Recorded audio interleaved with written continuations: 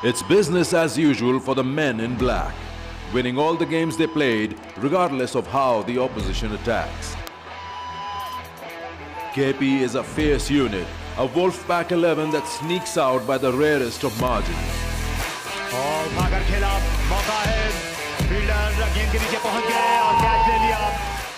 Sindh could not keep up the trend of defending totals when they succumbed to Shan Masood's unbeaten knock of 53, letting Balochistan go beyond the target. Saud Shakil will be yearning to return to winning ways. A habit taking off from Khalid Usman would be an uphill battle. A challenge awaits.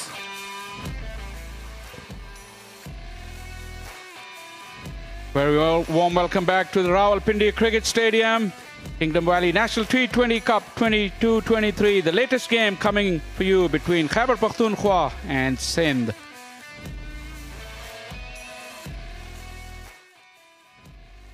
Second game of the day on the same pitch. It had plenty of pace and bounce towards the second half of that innings. The ball was carrying through very nicely with a little bit of sun as well. It's going to dry up and it should be an absolute belter of a track for this game number 10 of the National T20 Cup. Let's go downstairs for the toss. Ali Yunus is down there.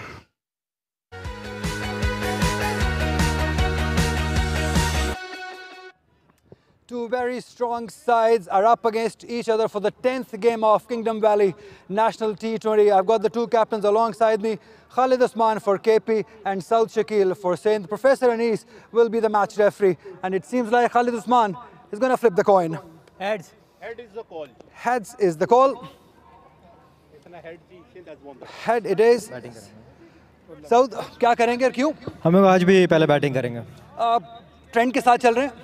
नहीं, मेरी strength मेरी bowling है, तो अच्छा total put on करके मैं अपनी bowling को बैक करूंगा कि वो डिफेंड करें. आप लोग काफ़ी पहले आ गए थे ग्राउंड में, तो पिछले मैच से कुछ सीखा आपने कि इस पिच पे कैसे खेलना है? ऑब्वियसली अच्छा पिच लग रहा है. एक दो ओवर एसेस करके फिर अपना टारगेट सेट करेंगे और कोशिश करेंगे उसको अचीव करें.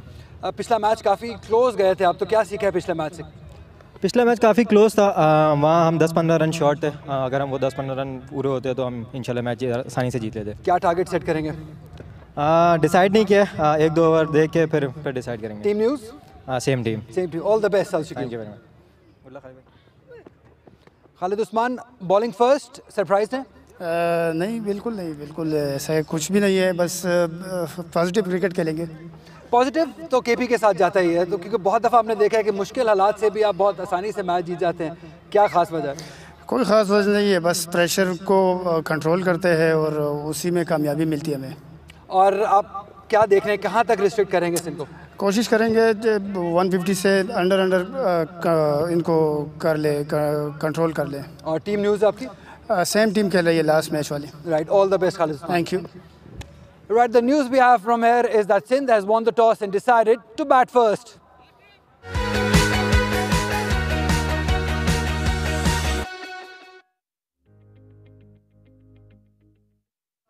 That's the two sides here, and both are playing without any change. The same sides which represented their teams in the last encounter that they faced respectively.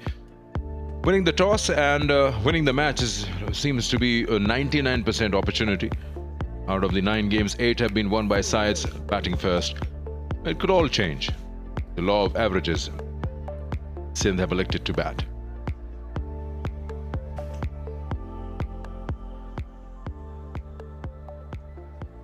Formidable opening pair of Sindh. Taim Ayub, who's been in very good form. He's the leading run scorer so far in the competition. Just 20 years of age. His career is started to blossom now. 137 runs, 23 the average. 130 is a very impressive strike rate at the beginning of the career. And this man, needs no introduction. Belligerent, fearsome opening batsman, has been for quite some time. And that strike rate of 139 sends shivers down the spine of many new ball bowlers. Imran Khan Sr. always takes the new ball for KP. He'll be doing the same today. 79th game for him. Best of 4 for 20. And he's bowling to Sharjeel Khan. And if you want to get Sharjeel Khan out, you get him early. If he stays for more than 3 overs, then he'll hurt you. Try to keep it within the stumps, and if you got the pace, then full ball, Yorker length, something like that. Width is a bit of a problem for the bowler because he'll go hard at you. First ball, match 10. Yeah, width is a problem. They've got protection, but it's easy pickings for him. And that bounce is true as well. Margin of error for the bowlers on that length is very minimal, although he's got protection, but Sharjeel Khan will put you away if you keep giving him those opportunities either side of the wicket. Saim Ayub is also in good touch, like I said. Imran Khan is a seam bowler. His general lengths are just slightly back of a length. And like I said, because of the true bounce on this pitch, if its lines are not good, he can travel.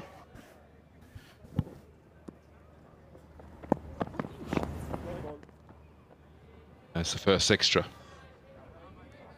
Saim Ayub is the man on strike, scored 92 in the previous outing. Led the way, especially after an early departure of Sharjeel.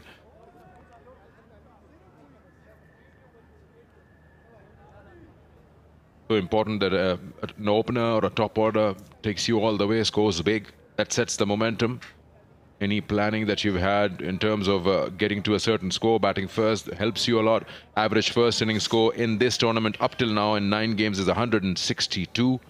Because we've gone up to 190s and we've gone as low as 140s batting first.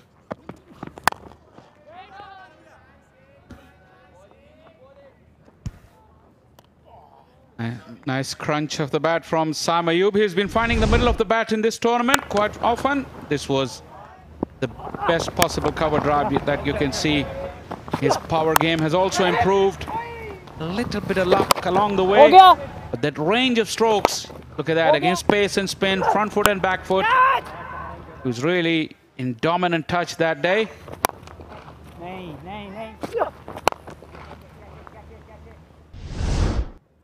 Quite a high percentage of his scores are in boundaries, 60%. That's the advantage of batting inside the power play.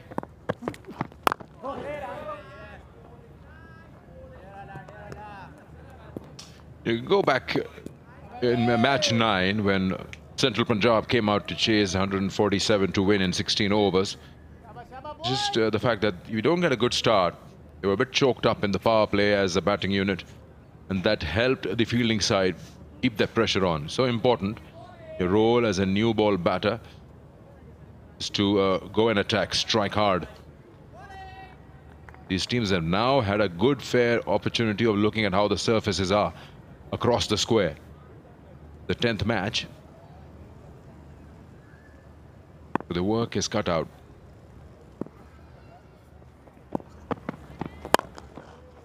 Good looking shot. That's a beautiful looking shot. That's effortless. There's nothing fussy about it. There's no extreme raw power in that shot. It's just timing. And to get that sort of timing of a slower delivery, really raced across because it found the sweet spot of the bat right in the middle of the gap as well. Cracking start for Saim Ayub. Look at his shape and poise on the crease. The balance was absolutely perfect. Saim Ayub would probably depend on the surface a little bit. But someone like Sharjeel, his brute force doesn't really rely much on that surface. He can pick the ball up from any length and hit it hard. Even a miss-hit travels. So if it's in his radar, if it's in his swing zone, he'll go for it. Just look at that cover drive, that front stride, the high front elbow, and the toe pointing to where exactly that ball went. As good as it gets. Saim Ayub. You're talking about Sharjeel. Sikandar was just a minute ago. I think this wicket is perfectly suited to his style of the game. You can hit through the line. Genuine bounce there as well.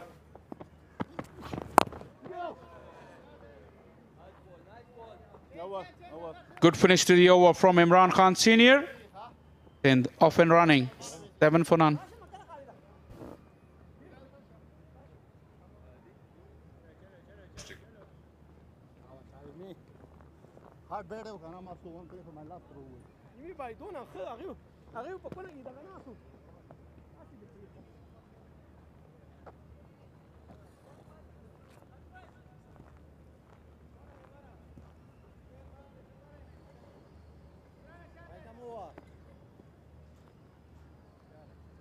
Arshad Iqbal is the new bowler.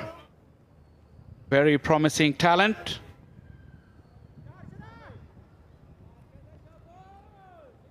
Tall and getting stronger. Every season you turn around and have a look at him. His shoulders are quite strong and broad now. Uses good use of his height. Good contest here. I think Saim has found the middle of the bat quite early. And this is going to be mouth-watering contest to watch.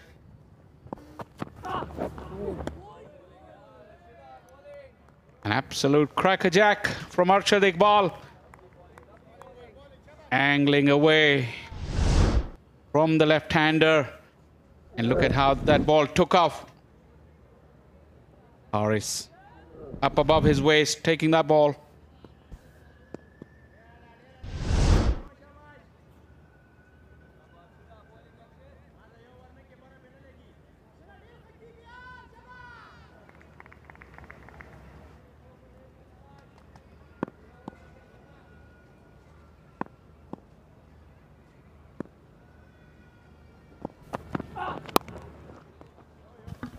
That's 4 more.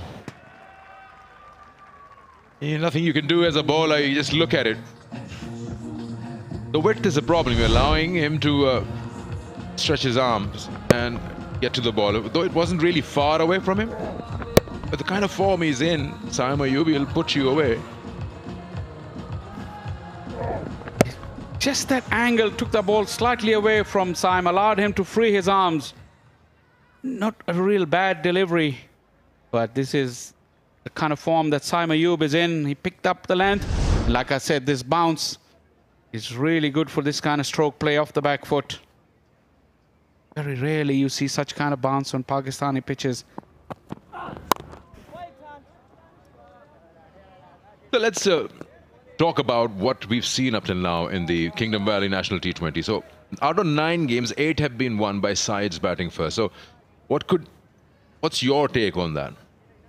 Why are teams struggling to chase it down when the first choice by captains at a toss is about chasing in this format? Chase and win. When you mention a stat like you did, the first thing would come to mind as if it was the conditions. But it's nothing to do with the conditions. That Umar Amin also mentioned that. I'll come back to it after this ball.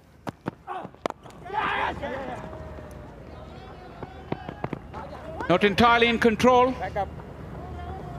Looking to go on the up. The bat turned in his hand a little bit, but good enough contact to take it over the infield.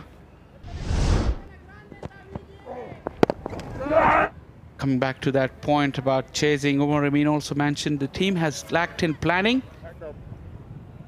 How to plan a good run chase. They've fallen behind in run rate and then they couldn't cope up with that. Execution of the plans. And also strength and depth in the middle order has been lacking. Team seems to be top heavy. Well, that's protection there. Well, I'll tell you what I think, what I see. See, the scores 140s, 60s, 80s, 90s. The whole range has not been chased down. That's probably because chasing requires finishers. Middle orders are weak. None of the teams have had a finisher. Now Sindh has someone like Anwar Ali. Danish Aziz hasn't really been doing well. You talk about Hussain Talat has not been in good touch. Today there was a bit of a shuffle in the batting order from Central Punjab, but really you're missing that someone who can score you 13 and over for at least 3 overs right in the end. You got Amir Yamin, yes. Someone who is a batter. We'll come back to that. 2 gone. It's 14 for none.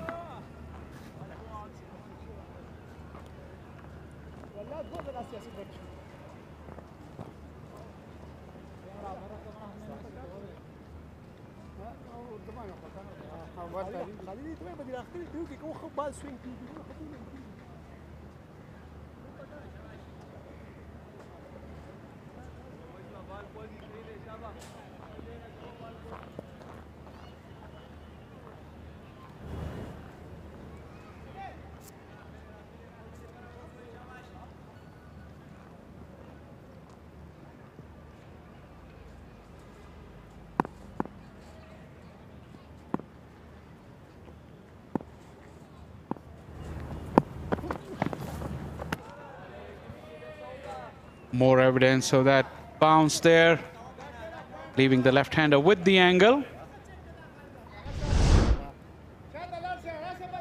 Imran Khan's natural angle. Saim Ayub, lack of footwork on that occasion. Just hang the bat at that. Now, coming back to my point, so you're talking about the ability to finish a game off, and you need those finishes down the order. And a bit of help from someone who's looking to bat through the innings. We've seen people getting starts, top of the order, get into their 30s and they get out. Though 30 is a big score in T20. It's almost counted as a 50 in ODIs. Again, a beautiful shot. Will race away. No point chasing those. Just a class act. I mean, he gets into his own. He's a treat to watch. Slightly fuller from Imran, and Saim got onto it in a flash. Glorious cover drive. There's something about the left-handers' cover drive that they make him more pretty than the right-handers. Effortless ease. Look at that high front elbow. One for the gallery. You got a hammer and then you got a sledgehammer on the other side. The only game that was chased and won by Balochistan, that's the team, that involved, of course, that 53 from Shan Masood, but down the order at number 7, Ahmad Butt, 25 of 13. You need that.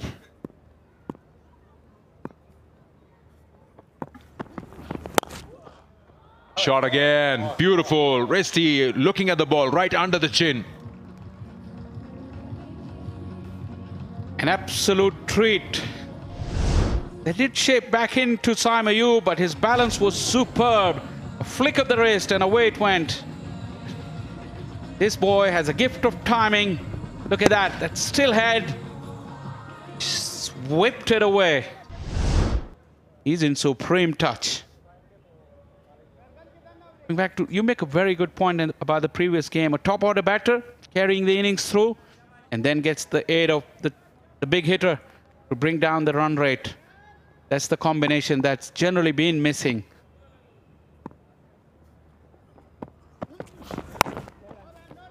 In one of the games in central Punjab, Irfanullah Niazi played that big hitting knock, but he had to do all of it on his own at one stage. That's why they fell short by a couple of runs. So this is something the team management will have to look, and roles have to be designated to certain players in the middle order, 3 and 4 to finish the game and just be there till the end. This is how they score across 20 overs. Power play, you see how Sindh is ahead of them. But then KP picks up in between, say, around over number 7 and 15. Death overs again, KP takes the advantage. So they finish well. But the point I'm trying to make, those are scores batting first. Only one side has one chasing. And that's the important thing. You got the scoreboard pressure on you. Who are the players who could be your finishers? Hussain Talat, of course, Ahmad Butt.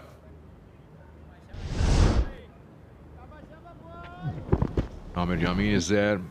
Akhlaq, yes. Clark has been going up and down in the order. Then there are some who are not there, who are second 11. I'd still say Umar Akmal, someone like that. CP might need his services. Because you need someone who can hit the ball and hit the ball big. Or I can think of Danish Aziz, who's playing that role at the moment, getting high on that bat. But they've got, I think, Anwar Ali is doing that role at the moment. We'll talk about it. 22 for no loss.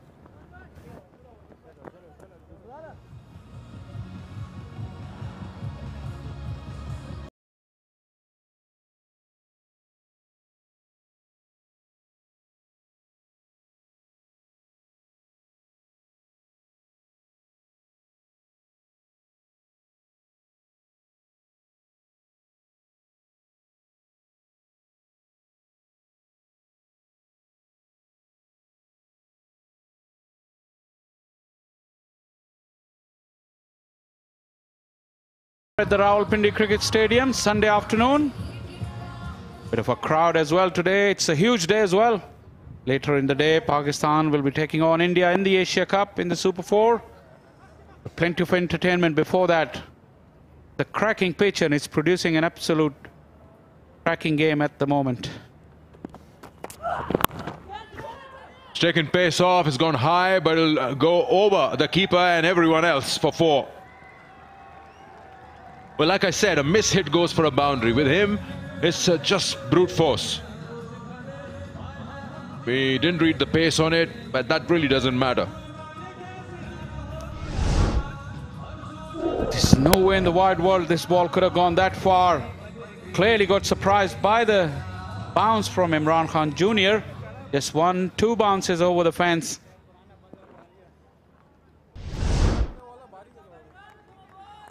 He has all the tricks that you can think of. Imran Khan Jr., only 21 years of age. 17 wickets at 37. Economy is 8.5. Always bowls in the power play and in the death overs.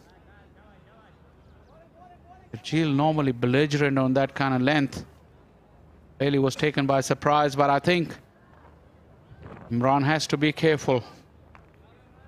Glancing around over square leg. Sharjeel, this is his favorite area.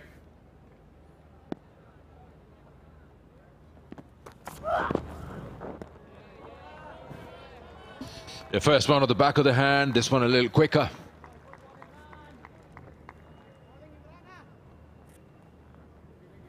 Sindh also depends on that good start. Saim is giving them that which they've been missing. But they need that crazy knock from Sharjeel to give them that extra edge of those 20-25 runs.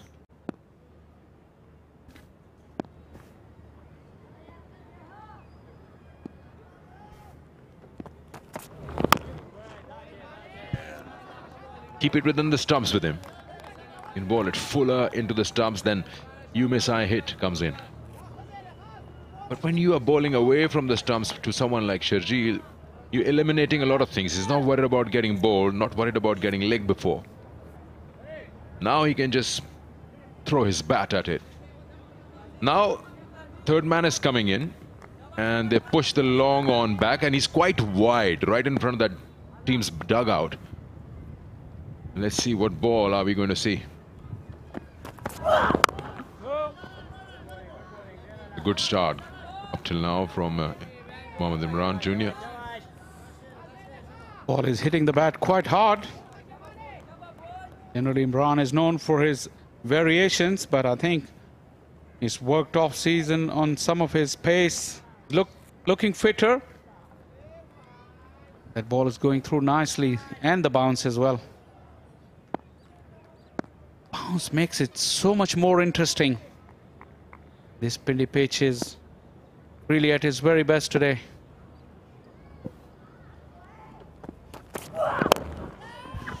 Risty. Protection around.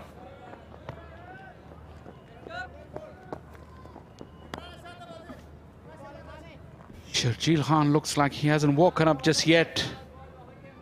Who would have thought Saim Ayub would outscore Sharjeel? See that short delivery where he's surprised. Hardly ever seen Sharjeel get surprised by the bounce. Risty flick. Also, you look like he didn't pick it early enough.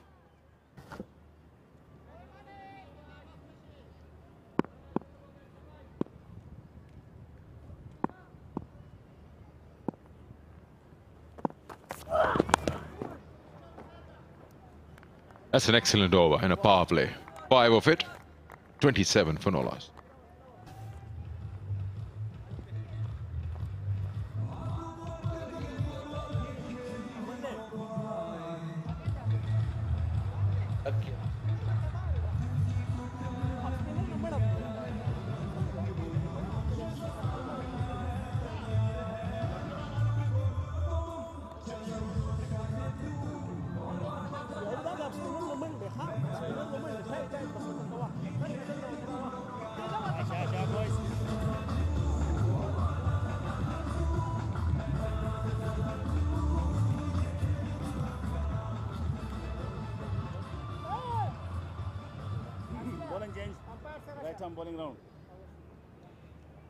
For Khalid Usman, or is it Adil Amin? Inside the power play, KP is not afraid to change their plans and surprise their opponents. They don't stick to a rigid plan. And this is indeed a surprising move. Adil Amin inside the power play.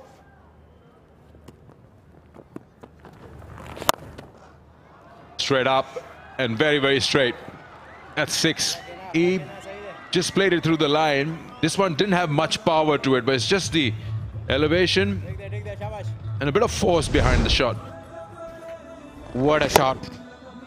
Little loosener and Shergill in the arc for him. Too full, but close enough.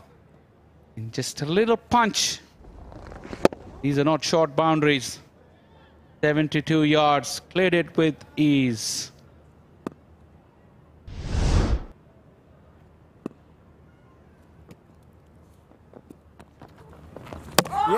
Wow, he's gone with the angle. That didn't turn at all. It's so many times we've seen Shergill do that. The ball just passes between the bat and that gate. Well, just didn't know where to get that bat. It starts coming down horizontally. Slightly slower and higher, went with the arm through the gate. Shergill, after hitting that 6, bit of a lazy stroke, you have to say that. He was about to get warm, but now it's time to take that long walk back.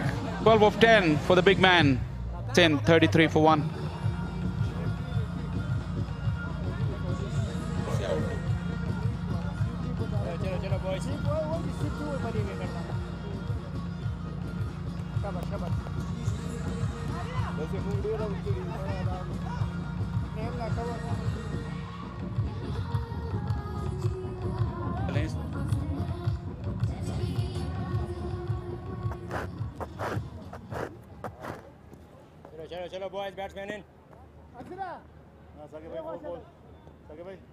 Keeper Saud Shakil in early.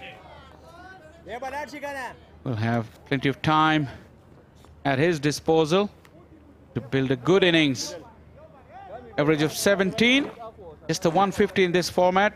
Strike rate of 122 in the middle order. Is not that bad. Still, his doubters in this format has to come up with the goods to silence them. It's all the ability in the world, this young man.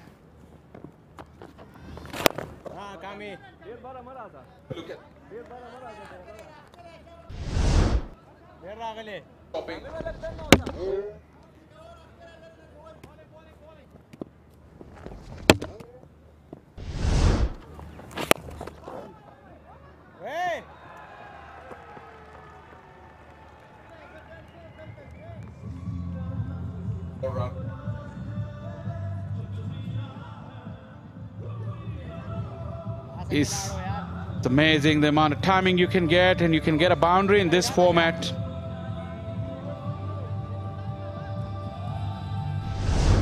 Pure timing from Saud Shakil. Use of the wrist.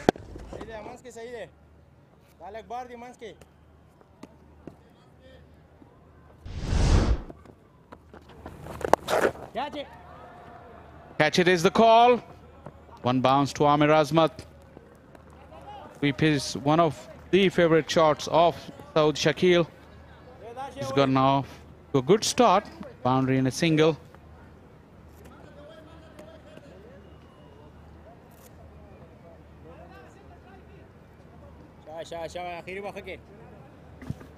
The changes worked. Adil Amin may not get another over because his job was to get Sharjeel away. I'm talking about in the power play. Might bowl at a later stage, but that trick has worked for Khalid Usman. That's the one. This bat coming sideways, trying to chop onto the ball. The size of the gap is pretty big. 39 for 1.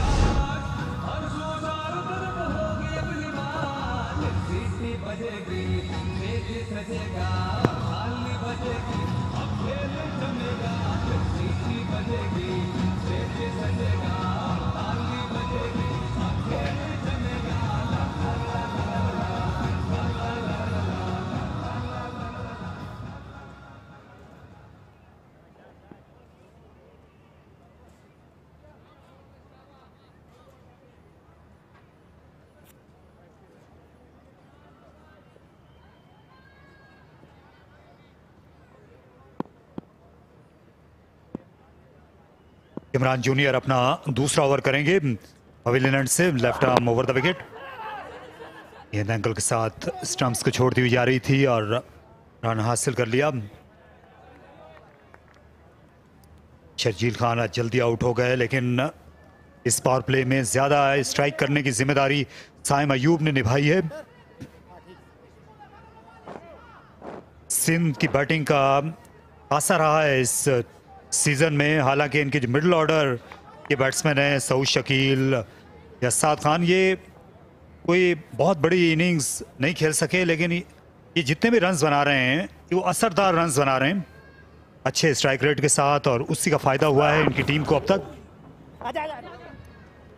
Wicket keeper गलती कर बैठे, इसलिए run ये हासिल कर लिया भाई का। मरीना मेरे हमरा मौजूद हैं, अब तक इस सूरत हाल से सिंध ज़्यादा मुतमईन होगी।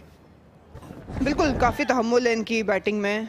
जितने भी बल्लेबाज हैं आके ठीक क्रिकेट खेल रहे हैं, रीड अच्छा करते हैं। स्ट्राइक रोटेशन एक बहुत अहम किरदार अदा करती है, जो भी ये टोटल पोस्ट करने जाते हैं या जितने भी प्लेयर्स देखे बाएं हाथ ज़्यादा खेलने वाले हैं। साइम अयूब शानदार इनिंग्स खेली थी 52 रन की। सऊद शकील बहुत बड़ा कैपिटलाइज नहीं कर सके, लेकिन डेप्थ भी बहुत है इनमें और जो भी आ रहा है जिम्मेदारी ज़रूर ले रहा है। या फिर से बाउंसर आएगा साइम अयूब को इस ओवर में। स्टंप्स में गेंद करने की कोशिश की, रफ्तार भी आहिस्ता थी और एक और अच्छा सिंगल दायरे के फील्डर्स को। ये भी एक और खूबी है सिंध की इस बैटिंग लाइनअप की। ये देखिए back of the hand slow delivery थी, और जो दायरे के फील्डर्स हैं इनको हमा वक्त ये इनको इनके पंजों पर रखते हैं जिस तरह की रनिंग करते हैं। और सिंध और दूसरी टीम्स का जब हम कंपैरिजन करते हैं, ये एक बहुत बड़ा वाज़े फ़र्क है इनके बल्लेबाज का। अगर बाउंड्री नहीं मिलती तो ये स्ट्राइक रोटेट करते हैं। ये अच्छा शॉट खेला एक और रन के लिए सऊद शकील ने। सिंध ने पहले मैच में पावर प्ले में 49 रन बनाए, दूसरे में भी 49 रन बनाए और तीसरे में 48 स्कोर था। क्या आज ये उस रिकॉर्ड को बेहतर कर सकते हैं? अभी 2 गेंदें बाकी हैं, क्योंकि ज़्यादातर टीमों की ख्वाहिश यही होती है कि पहले 50 रन बना लिए जाएं इन 6 ओवर्स में। इसके लिए 2 विकेटें ही क्यों ना गिर जाएं।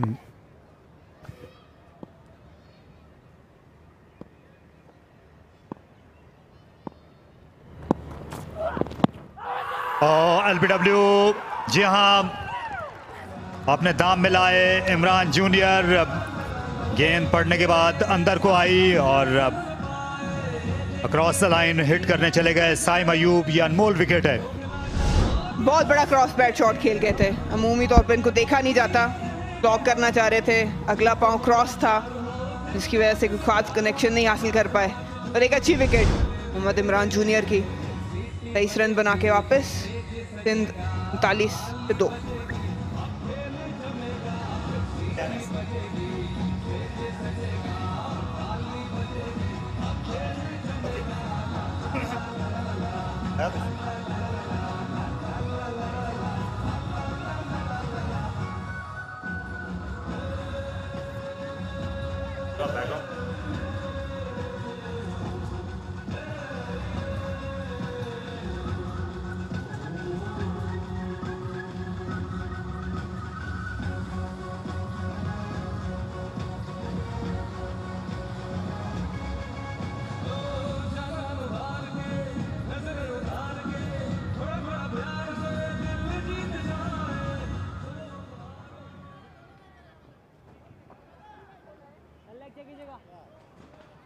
सिंध ने हर मैच में 2 विकेटें गंवाई हैं पावर प्ले में। आज भी उनके दोनों ओपनर्स इस वक्त मैदान बदर हो चुके हैं। साद खान नए आने वाले खिलाड़ी हैं जो आप मिले हैं कप्तान सऊद से पिच पर।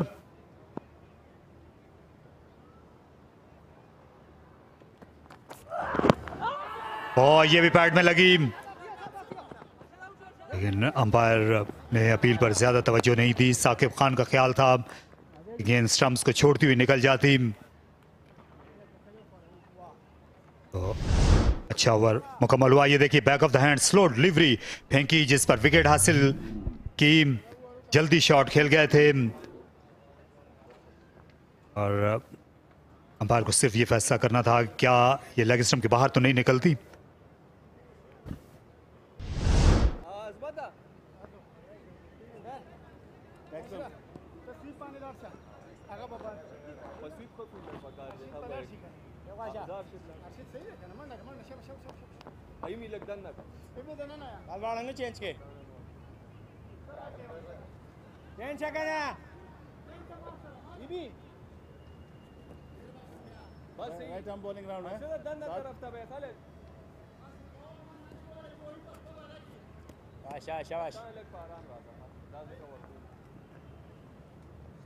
ये आज एक नई चाल चली आदिल अमीन से जल्दी जो बॉलिंग कराई गई पावर प्ले में वो कारगर रहा फैसला। उन विकेट ली शर्जील की और क्योंकि इस वक्त 2 लेफ्ट हैंडर्स हैं पिच पर तो इसलिए यही चाल फिर से चली है कप्तान ने लेफ्ट हैंडर्स के खिलाफ ऑफ स्पिनर को इस्तेमाल करने की।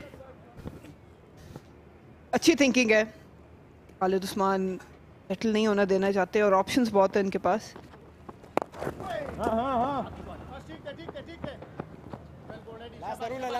सिंध ने एक नई टीम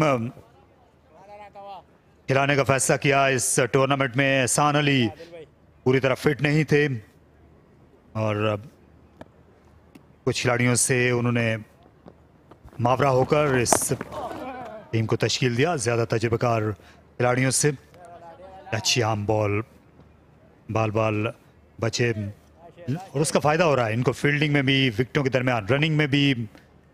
और एक नई सोच नजर आ रही है।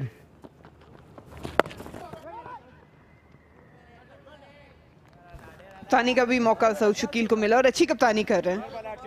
साथ सरफराज अहमद भी दे रहे हैं जो एक तजर्बाकार खिलाड़ी हैं। अभी तक सिंध ने बहुत ज़्यादा मुश्किलात का सामना किया नहीं। बैटिंग भी उनकी अच्छी, बॉलिंग में भी काफ़ी उनकी स्ट्रेंथ है जिसका जिक्र सऊद शकील ने टॉस पे भी किया। जी और ये इस एतबार से भी अच्छी पेशरफ्त थी कि जो नए हेड कोच हैं गुलाम अली वो क्योंकि सेकंड 11 में इनमें से बेशतर खिलाड़ियों की कोचिंग कर चुके थे, उन्हें कामयाबियां भी हासिल की थी सिंध के लिए। और ये अच्छा शॉट खेला, लेट कट किया इससे 4 रन के लिए। गेंद ऑफ स्टंप के बाहर नजर आई और इसका पूरा फायदा उठा लिया। 7वां ओवर और निस्फ सेंचुरी सिंध की मुकम्मल हुई 51 पर 2।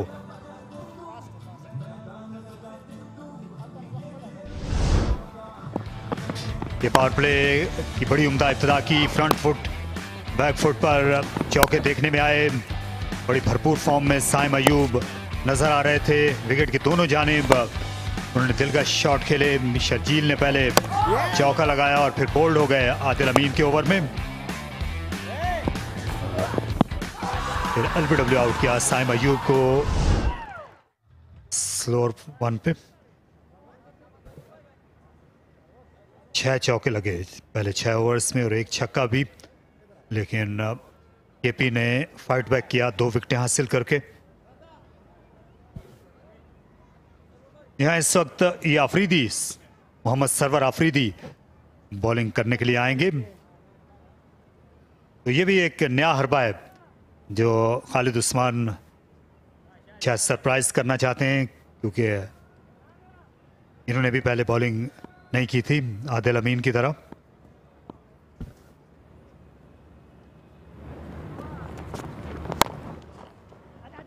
अच्छा स्कोर ड्राइव, यहां पर दूसरा रन बन जाना चाहिए। क्योंकि बैट्समैन इस वक्त दोनों एंड पर बॉलिंग कर रहे हैं और किसी टीम के लिए वाइट बॉल क्रिकेट में इससे बड़ा असासा हो नहीं सकता कि उनके पास ऐसे बैट्समैन हों जो कि बॉलिंग कर सकें। और तारीख भी हमें यही बताती है। आप जितने वनडे वर्ल्ड कप्स टीमें जीतती हैं, आपको ये बात नज़र आती है कि हर बार उनके पास ऐसे बैट्समैन थे जो बॉलिंग करते हुए नज़र आए। इस तरह पहले वर्ल्ड कप में क्लाइव लाइट थे वेस्ट इंडीज़ के लिए, भारत के लिए मोहिंदर अमरनाथ थे 1983 के वर्ल्ड कप में। 1987 के वर्ल्ड कप में खुद एलन बॉर्डर बॉलिंग किया करते थे। 1992 के वर्ल्ड कप में एजाज अहमद थे।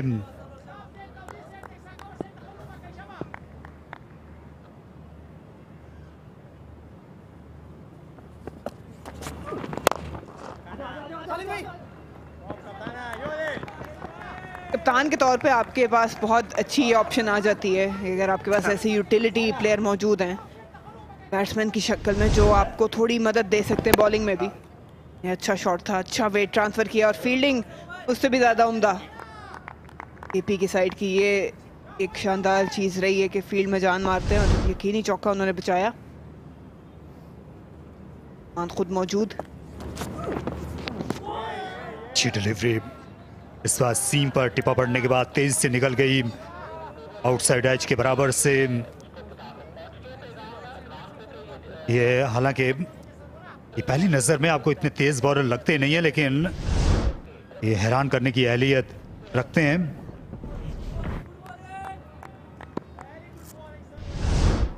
जो दोनों बैटर हैं उनको पेस पसंद है, अच्छा टाइम करते हैं गेम। थोड़ा सा मुश्किल ज़रूर होगा अपने आप को सेट करना मोहम्मद सरवर के खिलाफ। फरहान निसार ने, जो हमारे स्टैट्समैन हैं, उन्होंने बताया कि ये इनकी फेवरेट जो है हरीफ टीम भी है। ये रावलपिंडी में ही इनका T20 डेब्यू हुआ था सरवर अफरीदी का 2015 में, और इन्होंने 4 विकेटें ली थी कराची के खिलाफ। ख्याल है खालिद उस्मान को आपने ये स्टैट मैच से पहले दे दिए थे शायद। फरहान निसार जो है, काफ़ी खिलाड़ियों से इनकी मुलाकातें रहती हैं। ऑन साइड में नाचिया और दूसरे रन के लिए वापस आना चाहते हैं, लेकिन इसका मौका इमरान जूनियर ने दिया नहीं। अच्छा ओवर, इसमें सिर्फ 5 रन सरवर अफरीदी ने दिए 56 पर 2।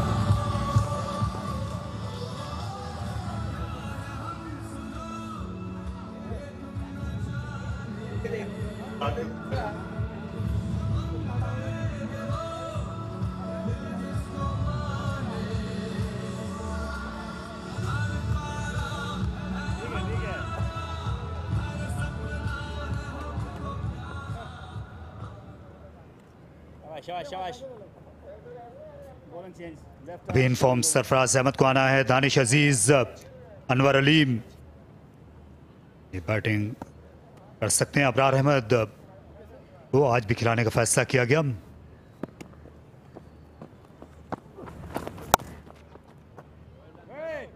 यहाँ तो अभी ये जो लाइनअप नजर आई थी सिंध की, इनमें से अक्सर जो खिलाड़ी हैं, वो साद खान हूँ या फिर साइम अयूब हूँ, अबरार अहमद हूँ, ये गुलाम अली के साथ सेकंड 11 में खेले हैं पिछले 2 बरस से।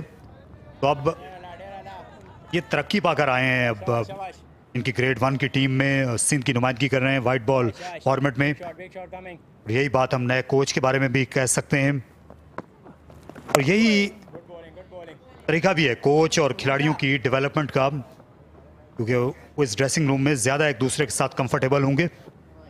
बिल्कुल, और ज़रूरी ये भी है कि स्टेप बाय स्टेप प्लेयर को लाया जाए। और अब आप देख रहे हैं क्योंकि उन्होंने सेकंड 11 में परफॉर्मेंस दी है, उनको उन पर एतमाद जाहिर किया कोच ने, और यहाँ पे वो परफॉर्म भी कर रहे हैं, स्टैंड आउट कर रहे हैं।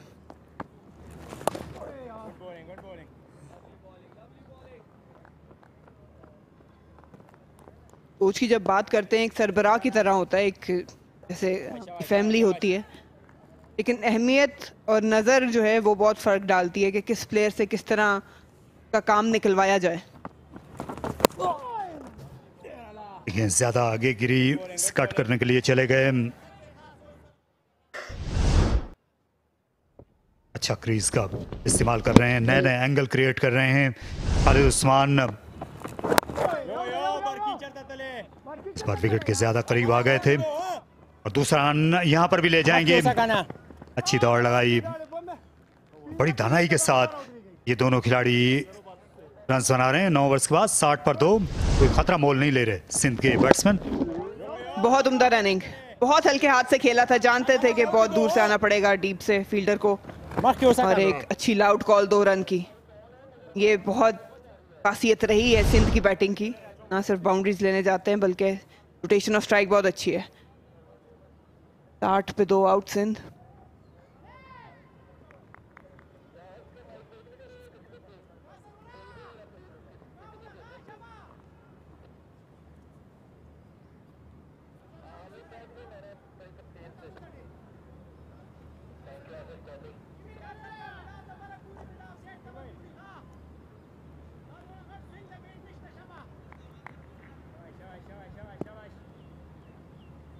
आज 2 बड़ी टीमें पाकिस्तान की डोमेस्टिक सर्किट की आमने सामने हैं, सिंध और खैबर पख्तूनख्वा।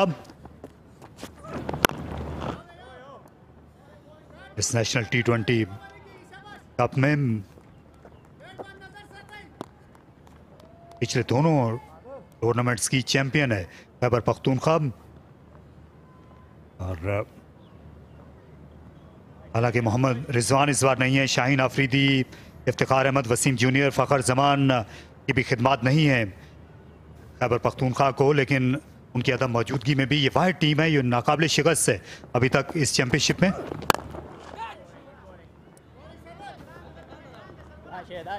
इनकी सबसे अच्छी जो बात है वो एक बहुत अच्छा जेल है इनका ड्रेसिंग रूम और टीम। जब भी आप इनकी बात करते हैं, चैंपियंस की तरह खेलते हैं, और कप्तान से या कोच से जब भी बात की गई है तो यही बताते हैं कि हर प्लेयर को जिम्मेदारी दी गई है, उसका किरदार वाज़े तौर पे बताया गया है कि टीम में क्या है, और ये एक्सपेरिमेंट करने से नहीं डरते। जैसे आज नज़र आया हमें, 2 बॉलर्स को इस्तेमाल किया। एक बार फिर दूसरा रन लेने के लिए कोशिश होंगे, लेकिन इसका मौका दिया नहीं मिड विकेट से आदिल अमीन ने। अच्छा मौसम है यहाँ जुड़वा शहरों में, रावलपिंडी में सुबह इससे बादल छाए हुए हैं और अच्छी क्रिकेट देखने को मिल रही है। आज की पिच खासी हार्ड है, गेंद बेहतर बल्ले पर आ रही है, थ्रू द लाइन आप शॉट्स खेल सकते हैं। पहला मैच हाई स्कोरिंग रहा 16 ओवर्स पर मुश्तमिल होने के बावजूद, और इसमें भी सिंध की टीम जो है अभी 100-110 रन बनाने की हालत में है।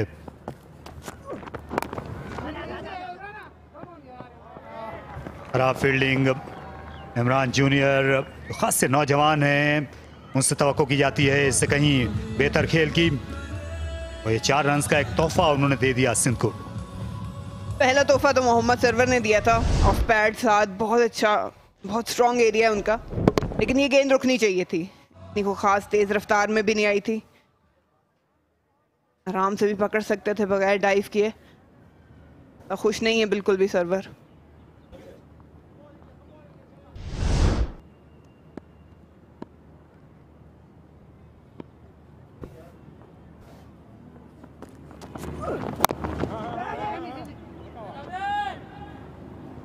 तो हम कह सकते हैं कि रावलपिंडी का जो मौसम है वो इन क्रिकेटर्स पे भी मेहरबान है। आज क्योंकि सूरज सुबह से निकला नहीं, ठंडी हवा चल रही है, बहुत खासी तेज हवा चल रही है इस वक्त, और ये आप देख सकते हैं कि ये खिलाड़ी जो हैं ज़्यादा खुशी खुशी फील्ड में उतरे। फील्ड चेंज की जा रही है, लॉन्ग ऑफ भेज दिया है और स्क्वायर लेग को अब सर्कल में बुला लिया। आखिरी गेंद है, कोशिश यही होगी कि सिंगल दे के यहीं पे ओवर ख़त्म किया जाए।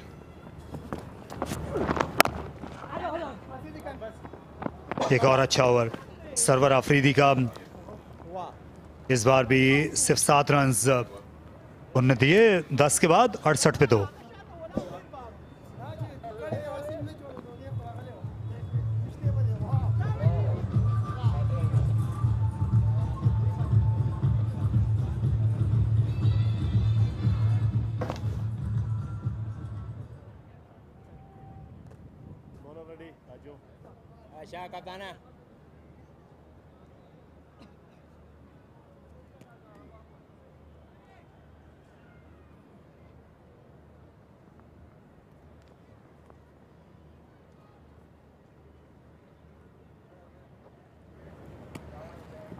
Yavaş.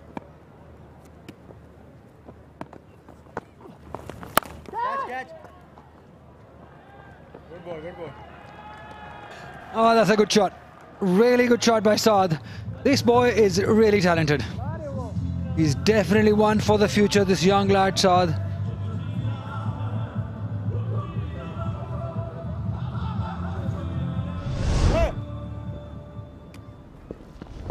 Yeah, weighted nicely. And that footwork, excellent. It's one of your favorite teams in the tournament, isn't it? And rightly so, because they've got a good fair balance, not because they've won good games or maximum games. But still, I'm waiting for that true potential to come out, especially with the finishers, likes of Danish Aziz. Anwar Ali can do a bit more. Right now for them, apart from Saim Ayoub's 91 odd in the previous game, Sarfaraz batting through the innings twice. I'm talking about only batting at the moment. I'm not going to the bowlers. They still need that X factor somewhere. There's a catch it shout, but won't reach to any one of them. In fact, just right between them for 4. Skipper, letting loose now. They face 10 overs. This is good batting. This is good partnership. 34 of 29. Have a look at that. Always handy if you know how to play a good sweep shot. Somebody like Khalid Usman, and he placed it beautifully right between the two fielders to get the best result out of it. I just love this new look of Sindh side, even though the responsibility to Saud Shakil. And he's doing it very well. He's doing a very good job, Saud Shakil. They're not scared to give opportunities to somebody like Saad Khan, promoted and up the order. Given the opportunity to Saim Ayoub. I would just like to see Zishan Zamir get a game now. Only 11 can play. Good pick up and throw. Good pick up and throw.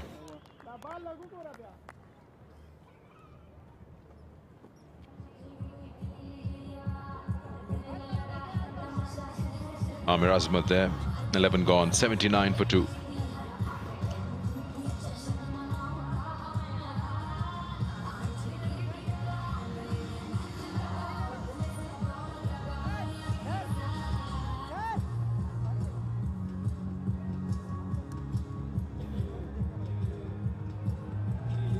It's a good mix. If you look at the 10 fours, 1 6, 3 2s, 24 ones. Good mix. 11 now 79 for 2. And the X factor we were talking about the Sindh side. I think if Zishan Zamir, I think in my opinion, has that X factor. If they can give him the opportunity here or there, over here, especially in Pindi pitches, he'll definitely be handy. Just love the crowd here. It's Sunday, it's holiday. They've come in number, although they're scattered towards our right, but they're loud. And why not? They have come in numbers. There are superstars playing from both sides. KP, the defending champions, taking on one of the best sides, Sindh. And the weather is just marvelous. Good shot. Good shot. 4 more. Solid. Very solid. That is why I rate this youngster really high, Saad Khan. Have a look at that. Just flat batted it through the covers. How many times do we see this shot? Amazing. He's an amazing talent, I tell you. Making the most of this opportunity provided to him by the management, batting up the order at number 4 before Sarfaraz, Danish Aziz. Got to make it up. This is exactly what he's doing.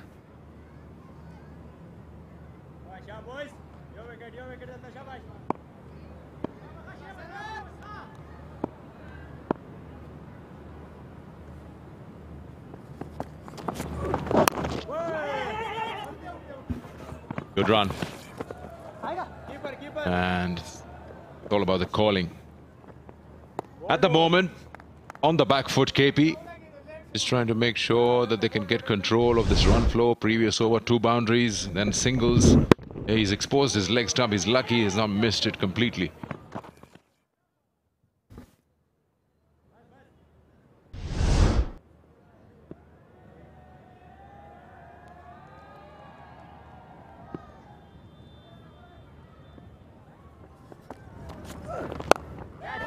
It's in the air. It's in the air. He knows he's out. He knows he's out. The minute he hit that shot, he knew it. He hasn't completed the stroke. Started looking down already. KP get the man. Server is the wicket taker. That breaks the momentum. Captain goes. Yeah, picked it all right, but the force not quite there. Probably hit a little high on the bat too. And an easy catch to Server. You just can't dominate them. This KP side has something about them. They're so resilient. They always keep coming at you. Captain scored 20. It's 84 for 3.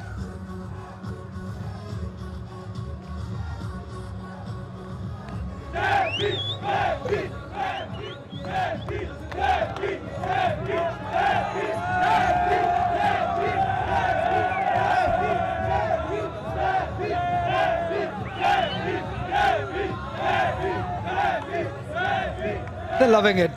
Why not? Because now they're seeing Sarfraz Ahmed come in after the wicket of the captain Saud Shakil. Very fit looking Sarfraz. Got a job to do. Just to make sure that team get to that desired total they were thinking about, 170 maybe.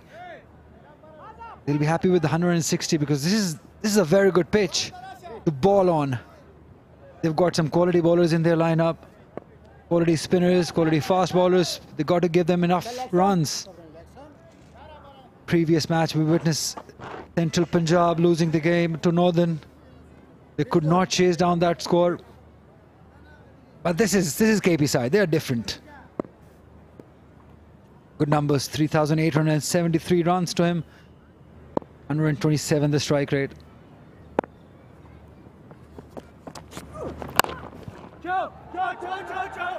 It's calling for 2. He got a rush. And no, his partner doesn't want it. Yeah, very hard to say no to Sarfaraz. You better be very sure about that run wasn't there as the wicket. Look at Saud's reaction when he hit that. We'll show it to you from another angle. The minute he hit that, he knew it, that he's messed it up. That's much later.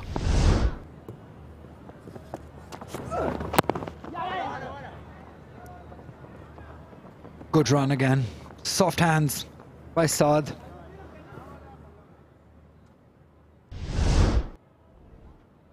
Yeah, have a look at that.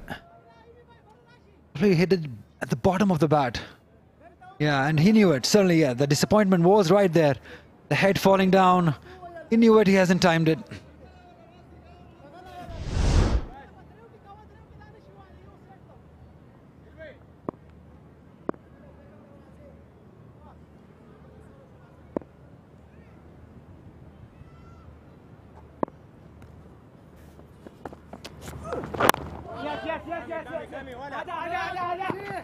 Wants to. Saad will need a couple of bottles of water now. And he's going to really make him run 87 for 3. He'll always search for runs. If you're running with him, you've got to be very vigilant, very quick. Because he'll keep asking for those runs. 12-1, 87 for 3.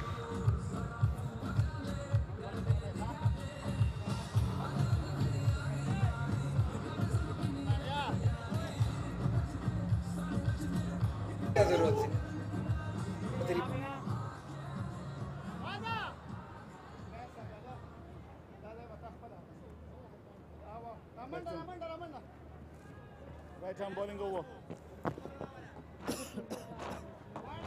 Bowling game right arm.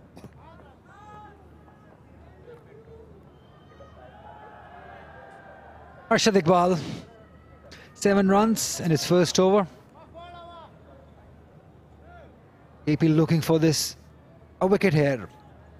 Sarfaraz just come in. If they can get him out here, they'll be in a good position. Not an easy chase ground.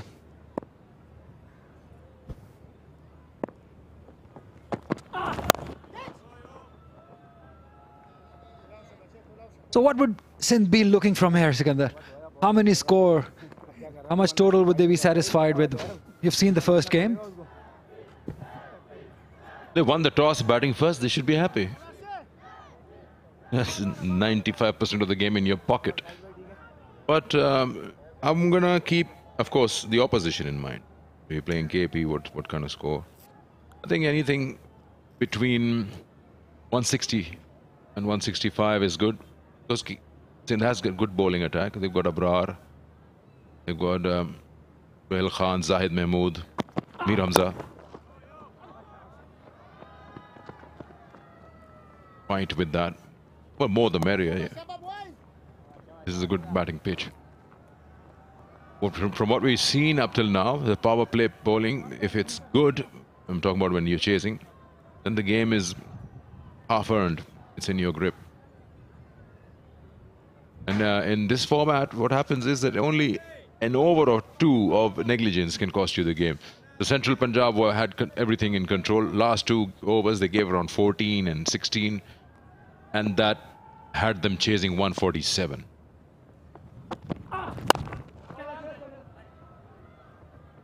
And then on top of that, they just couldn't cash out much on the power play, which was a shortened power play because it was 16 overs a side game. Yeah, but the only problem here for Sindh is their opponents, KP. Every time you think you're dominating them, they'll come out with a way of winning the games. They know how to win. They're never out of the game. If you think you're dominating them, they'll come back.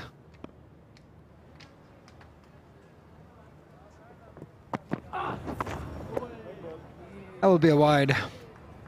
Waste of energy by Arshad Iqbal.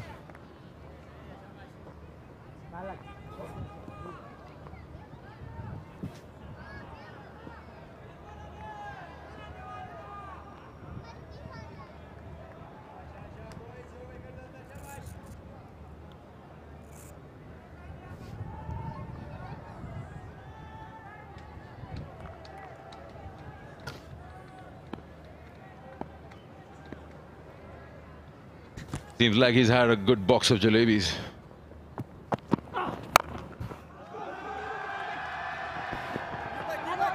Coming back for second. That's the kind of running you need. That's the kind of running Sarfaraz would push for.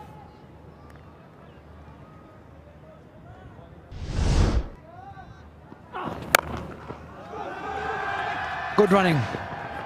This is what Sarfaraz is known for. They'll always push you. So talking about jalebi, I have something for you, the Garato jalebi. Very famous, Rawalpindi. That's like jaleba, not jalebi. Yeah, that's for you. It's the size of it. In the air, high on the bat. No one's going to be getting there because it's just a vacant zone. In front of the square, everyone's deep. That jaleba that you just showed me, you have that and you won't have energy to run like these two are running between the wickets. It'll probably put you to sleep. But it's very tasty, I tell you, very delicious. Let's get the Comcam. Let's see you enjoying it.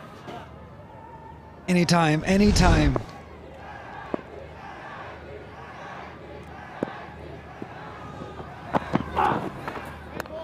Okay, short one. Let's see Ali finish this off. This one, it's pretty heavy. It's pretty heavy, I tell you. Yeah, I know. That's why I'm asking you to do it. Yeah. Finish it off before the end of the over. That's one ball to go. No, no. Thank you. I've never seen jalebi that big. But you said, what is it called? Called Garato jalebi. Garato. It's very famous in Lahore too. This reminds me. No, okay, let it be.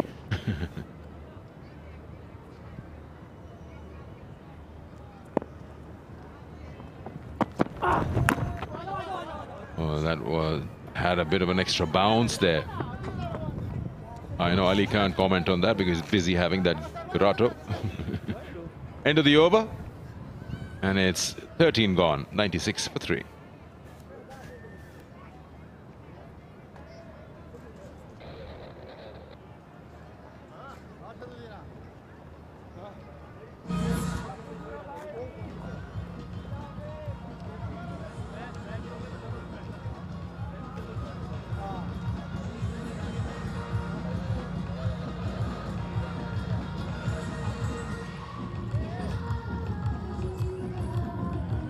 Everyone's busy taking selfies. Just such a nice weather here. Nice weather to be out here in the stadium. Very good. Family day. It's Sunday here. Holiday. They've come in numbers. Lovely weather. Good cricket. Wind blowing. Excellent day.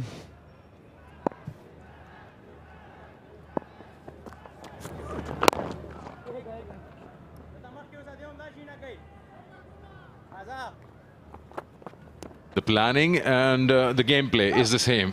Is just the kits that and the colors that change. So now here Sarfaraz will play Ali Imran's role. Bat through the 20 overs. That's what he's going to do. If he survives till the 15, 16, then he can go for the shots. And as we discussed earlier, you don't need to be a power hitter to get runs against your name at a strike rate of 120 plus. You can place the ball well. You can get those boundaries like Saimayu, but that was a circle limit, yes. Each and everyone has a role defined. So if you want Anwar Ali to come and express himself, give him the last 5 overs with a good foundation. If you bring him now and a power hitter finds it difficult to just push the ball around, he's got to come into his own.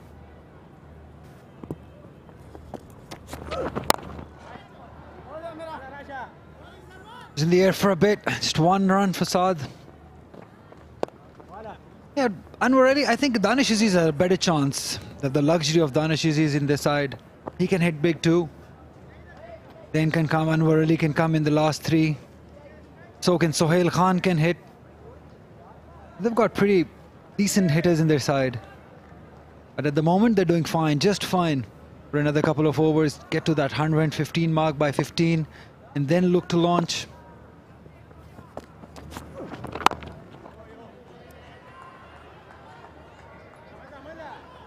He'll keep on doing this all day, Sarfaraz.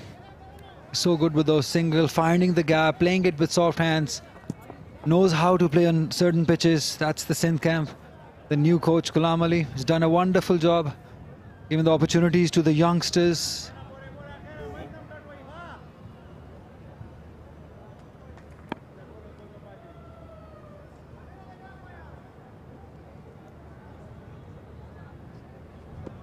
Sindh cricket flag, Markhor.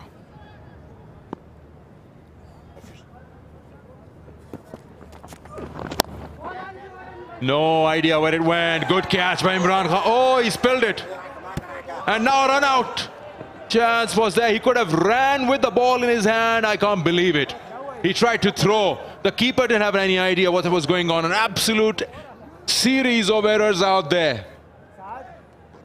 Ordinary cricket from both sides.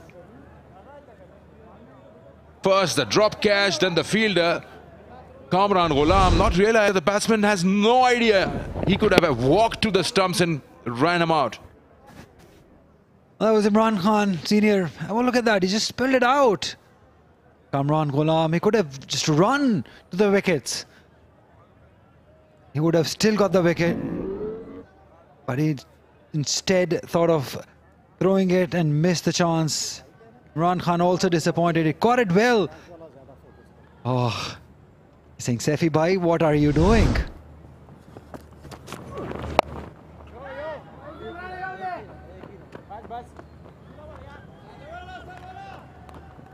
That was his call. Sarfaraz Ahmed just called him for 1 and then just went quiet. And Saad Khan was in no man's land. Have a look at that again. Saifi calls. He's just half there. Probably he didn't realize that he's dropped it. Nobody realized it. Not even Sikandar Bakhter in the commentary box.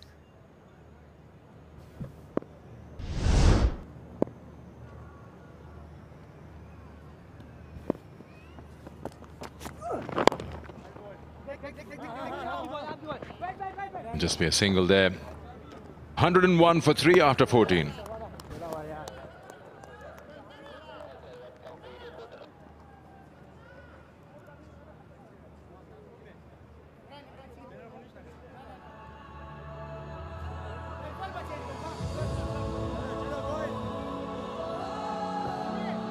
Yeah, almost everyone's got the start. Shajil Khan scoring 12. Taim Ayub really good, looked good for his 23 runs. The captain Saud Shakil would manage only 20 runs. Saad Khan is looking really dangerous on 33. With him is the ex-captain, Sarfraz Ahmed. It's 101 for 3 after 14. Bowling change right arm. Right arm bowling over.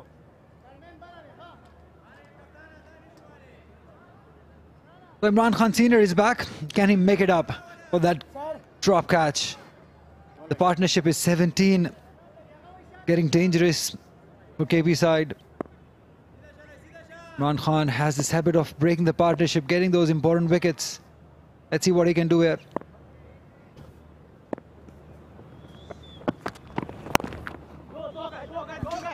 Call is for 2. He will push for 2. And the non-striker takes it. That's good running.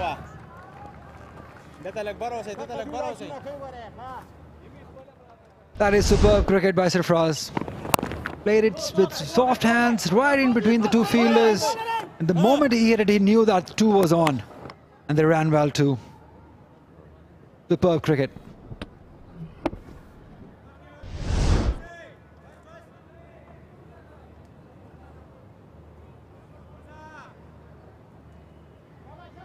Royal Lifestyle. You can log on to their official Facebook page. The address is right there. Chance for you to win exciting prizes and be the next winner. Kingdom Valley Royal Lifestyle.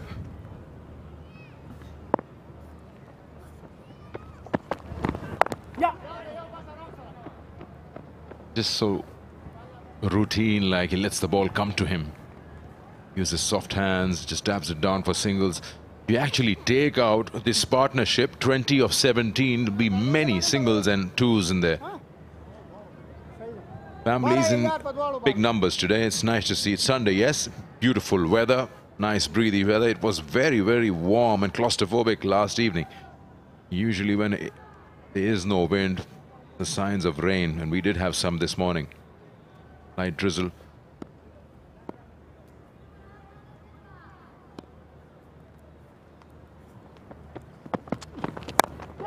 Again, high on the bat, again in the vacant zone, because players are really very deep. Look at where the ball is, still in the square, and they've ran 2. There was no one there. Khalid Usman all the way from extra cover ran to that mid-wicket area to get the ball. Is it one shot? We'll have to wait for the umpire's decision. Have a look at that. Hit it right there in the middle. Khalid Usman coming all the way from extra cover. Feeling it from mid-wicket.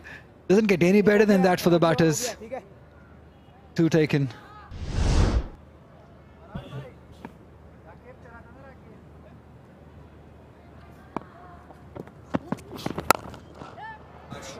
An excellent shot. That's an excellent shot. One of the best from him up till now in this innings. Makes me say that shot here. Have a look at that. Brilliant use of the feet. Just gave himself enough room. The placement was just exceptional.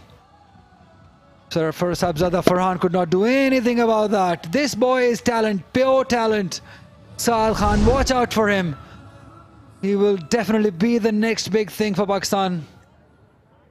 He's got the potential.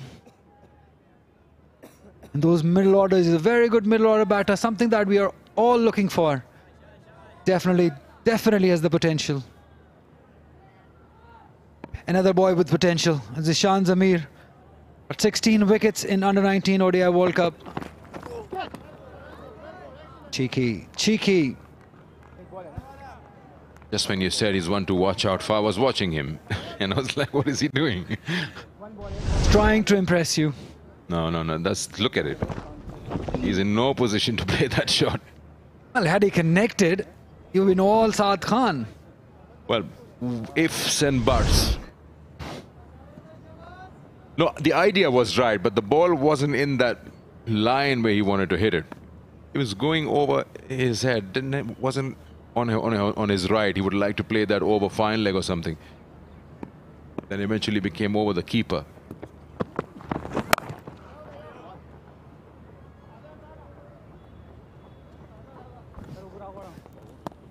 Ah! 15 gone. Nelson on the board. 3 wickets down.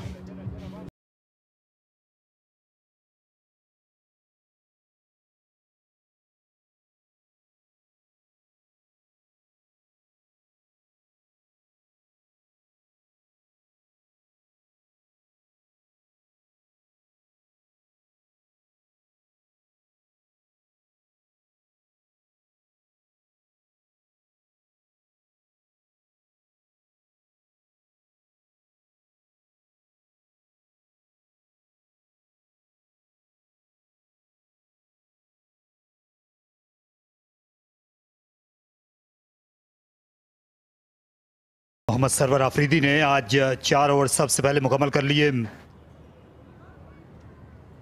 Khalid Usman के अभी 2 overs बाकी हैं। आदिल अमीन से शायद अब bowling ना कराई जाए क्योंकि ये दोनों बैट्समैन सरफराज और साद स्पिन को अच्छा खेलते हैं। अरशद इकबाल और इमरान खान सीनियर अपना कोटा ज़रूर मुकम्मल करेंगे। इमरान का 1 ओवर रहता है। इमरान खान जूनियर को भी डेथ ओवर्स में लाया जाता है। अभी उन्हें दूसरा स्पेल करने के लिए बुलाया गया है पवेलियन एंड से, और वो अगेंस्ट द विंड बॉलिंग करने के लिए आए हैं। से उठाकर खेला, फील्डर पहुंच जाएंगे गेंद के नीचे, और साहबजादा फरहान ने ये शॉट, ये कैच ले लिया, और इस तरह इस पार्टनरशिप का अख्ताम हुआ। गेंद बहुत ज्यादा बल्ले के नीचे लग गई थी, और इस तरह ये पार्टनरशिप जो अब पेशकदमी कर रही थी उसका खात्मा हुआ। गेंद आहिस्ता आई, इसलिए बल्ले के ज्यादा नीचे लगी। डिफीट हो गए स्लो डिलीवरी से। इमरान खान ने स्पेल का आगाज किया और बिल्कुल बल्ले के नीचे गेंद लगी। कोई भी ताकत इस शॉट में नहीं थी। साद खान अच्छा खेले, 40 रन बनाकर आउट हुए। सिंध की टीम 111 पर 4।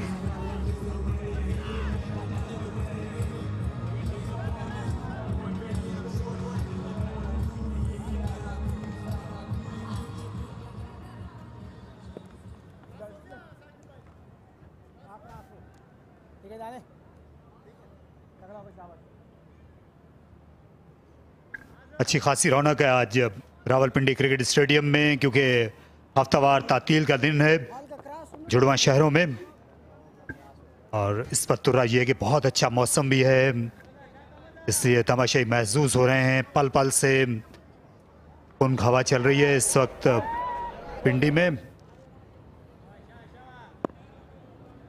बड़ा रोमान परवर सा माहौल है क्रिकेट देखने के लिए।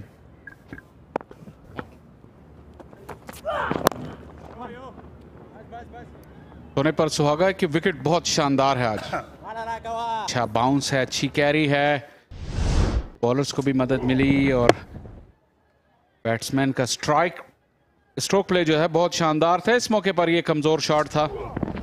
डिफीट हो गए स्लो से साद खान। इनकी टीम को अगले गियर में जाने के लिए इस तरह के चांस लेने ही थे। आखिरी 5 ओवर्स में विकेट्स इन हैंड थी। साद खान खुश नहीं थे अपने शॉट से, लेकिन दानिश अजीज आए हैं अब, और इनका ये टूर्नामेंट कुछ मदम मदम सा रहा है। यकीनन आज के दिन अच्छे क्राउड के सामने कोशिश करेंगे कि इम्पैक्ट क्रिएट करें। अच्छा होमवर्क किया हुआ है इमरान जूनियर ने। दानिश अजीज यूं ही पहुंचे, शॉर्ट गेंद उनको की जो कि एक तरह से उनकी कमजोरी समझी जाती रही है। लेकिन यहाँ जो सिंध के बैट्समैन हैं, सही मानों में अब उनकी आजमाइश है।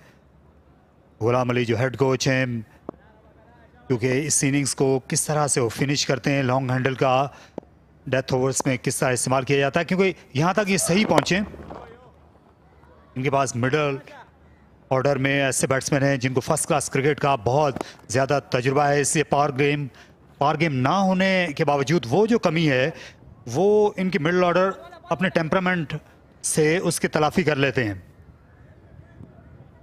और टेक्निकली भी ज़्यादा करेक्ट है, तो अच्छे बॉलों का इस्तेमाल करते हैं, ज़्यादा डॉट बॉल्स नहीं खेलते, रनिंग बिटवीन द विकेट भी अच्छी है। लेकिन जो आखिरी 5 ओवर्स हैं ये अब पावर गेम, यहाँ से इनका स्कोर 160-170 तक जा सकता है, शायद उससे भी ज़्यादा, लेकिन बहुत मोहतात रहने की ज़रूरत होगी। विकेटें अगर खोते रहे तो शायद ये मोमेंटम खो दें। एक और अच्छा बाउंसर अंपायर ने इससे बैट्समैन की पहुंच के बाहर करार दिया साकिब खान ने, लेकिन जाहिर है कि बॉलर जो हैं वो शायद उनको इससे ज़्यादा फ़र्क ना पड़े, क्योंकि वो किस सूरत में नहीं चाहते कि दानिश अजीज़ फ्रंट फुट पर आए और उसके बाद उन पर हमलावर हों। ये तो बहुत ज़्यादा शॉर्ट पिच बॉल थी और काफ़ी ऊंची थी। जो मैं बात कर रहा था विकेट की, इस विकेट की ये खासियत है कि बगैर बाउंसर कराए भी आप बैट्समैन को क्रीज में पीछे धकेल सकते हैं। कमर और शोल्डर के दरमियान आप back of a good length इतना बाउंस हासिल कर सकते हैं, और वहीं पे दानिश ज़्यादा पसंद नहीं करते बॉलिंग को।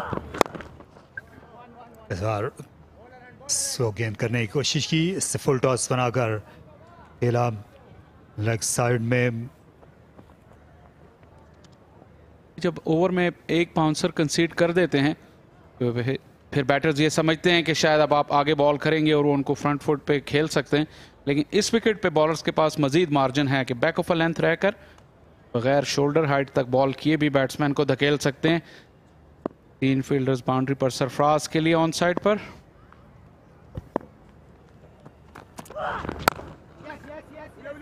एक बार फिर स्लो वन की सरफराज अहमद को अपना शॉट चेक करना पड़ा, लेकिन गैप में खेले थे इसलिए एक रन उन्होंने मजीद पाया। 117 पर 4 सिंध 16 ओवर्स के बाद।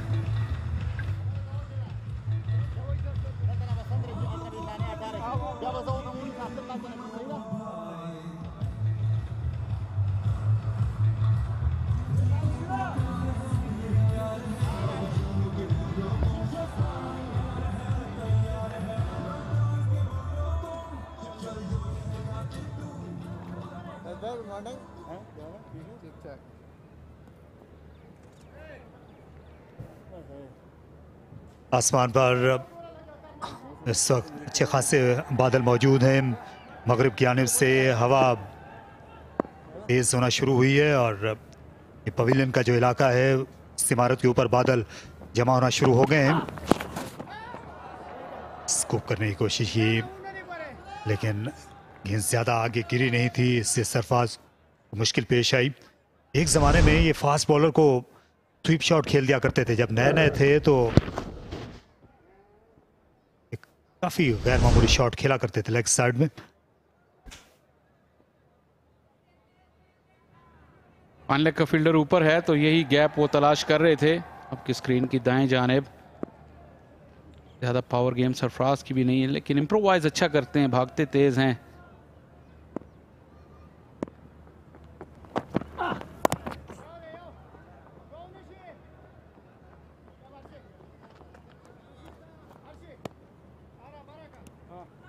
सिंध की टीम अभी भी इस पोजीशन में है कि वो 170 के करीब पहुंच सके।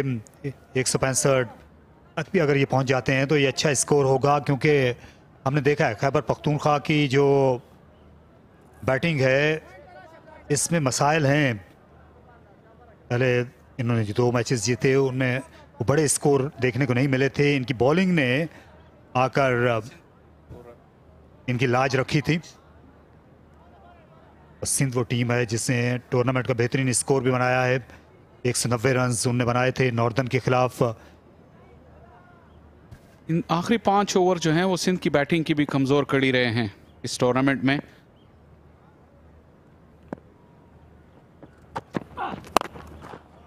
एक और शॉट गेंद दानिश अजीज के खिलाफ ये हर बार खासा कारगर रहा है। यहाँ दूसरा रन नहीं लेने दिया कामरान गुलाम ने, बर वक्त पहुंचे। इसकी वजह यह कि दानिश लो हैंड्स के साथ खेलते हैं, वो बाउंस को कोप करना और राइड करना।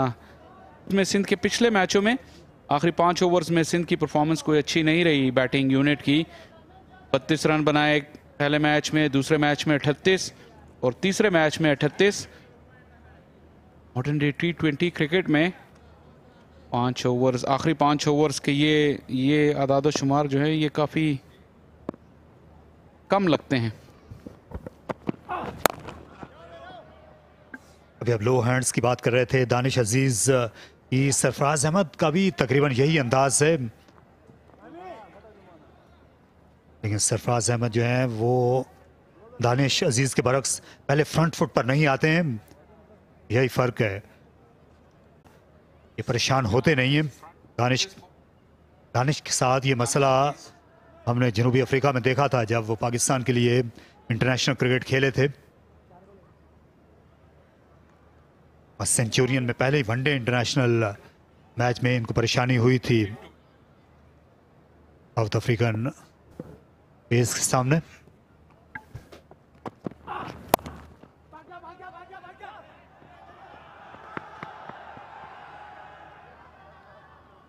थ्रो नहीं की फील्डर ने 1 रन से। इसका मतलब है कि खैबर पख्तूनख्वा की टीम ज्यादा बुरा नहीं मनाएगी स्टेज पर। अरशद इकबाल ने सिर्फ 4 सिंगल्स दिए हैं पहली 5 गेंदों पर। वही मसला सिंध का आ रहा है अभी भी। पिछले 2 ओवर्स में सिर्फ 10 ही रन बन पाए हैं।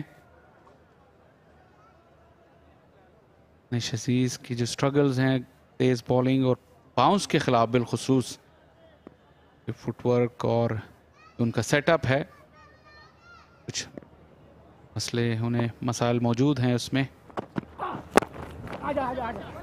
यॉर्कर को टिक आउट किया सरफराज अहमद ने। इस ओवर की आखिरी गेंद थी ये अरशद इकबाल की। 17 ओवर्स जो हैं वो इख्तिताम को पहुंचे 122 पर चल।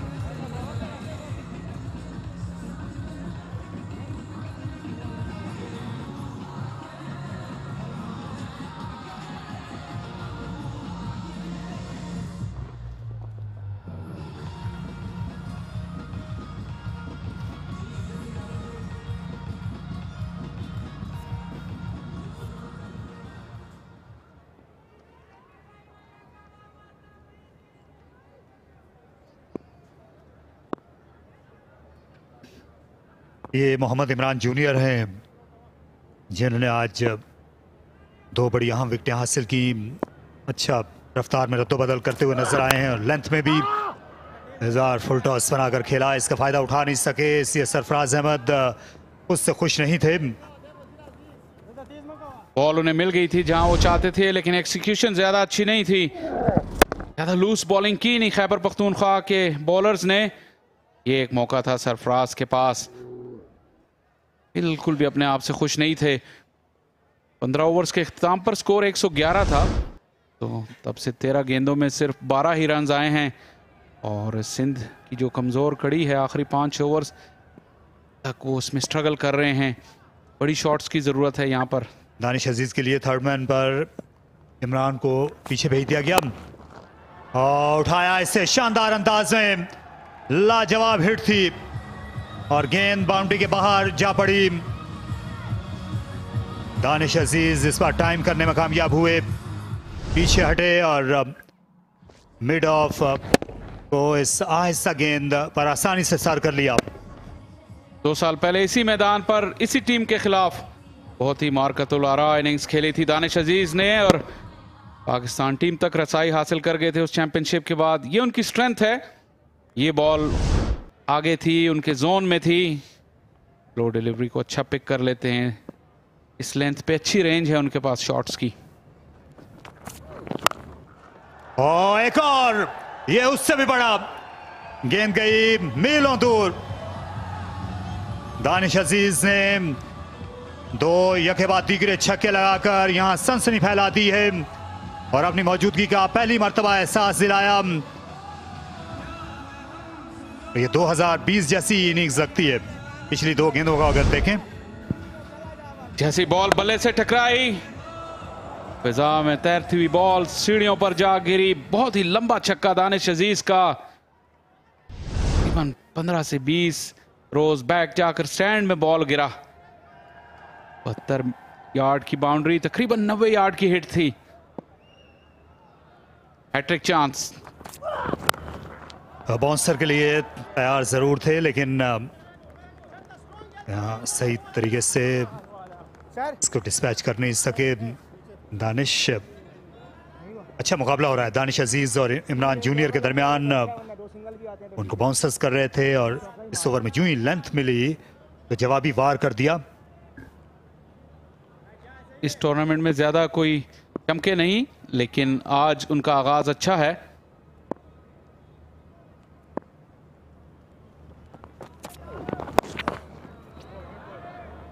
एक और आहिस्ता गेंद थी, 1 रन का और इजाफा। आप समझते हैं तारिक कि इस विकेट पे जहां पे इतना कैरी है और हार्ड लेंथ पे आपको हिट करना मुश्किल है, गैर ज़रूरी तौर पर ज़्यादा स्लोअर डिलीवरीज का इस्तेमाल कर रहे हैं इमरान जूनियर, क्या ये मुनासिब होगा कहना? जी हाँ, शायद जो है उनका ये ख्याल है कि पुरानी गेंद है, मुमकिन है ग्रिप कर जाए इस पिच पर, लेकिन ये बैट्समैन जो है स्पिन को बहुत अच्छा खेलते हैं दोनों, इसलिए ये खतरे से खाली नहीं है। इस मौके पर दानिश या सरफराज अहमद के खिलाफ इस तरह का हरबा इस्तेमाल करना ये बहुत ही महंगा ओवर रहा। 16 रन्स देकर गए हैं इमरान खान जूनियर, 138 4 विकेट पे।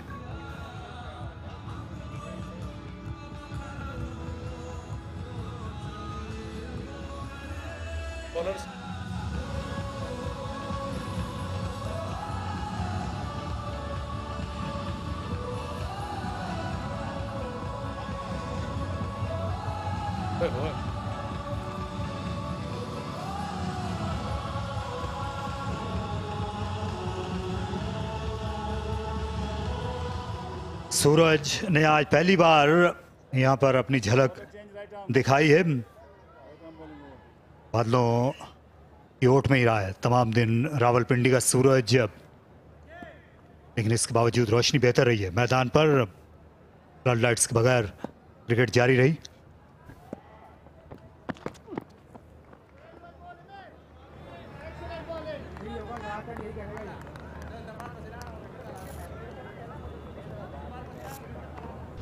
इमरान जूनियर के बाद इमरान खान सीनियर ने भी और डिलीवरी से ओवर का आगाज किया, लेकिन लेंथ विकेट में बॉल की फिर भी अच्छा बाउंस मिला। उम्मीद के हामिल हैं ये 11 गेंदें हैं, क्योंकि टूर्नामेंट में हमने कई दफ़ा देखा है फतह और शिकस्त का मार्जिन ज़्यादा बड़ा नहीं रहा। 1-1 रन पे यहाँ पर बहुत अच्छी फाइट हो रही है इस मैच में भी।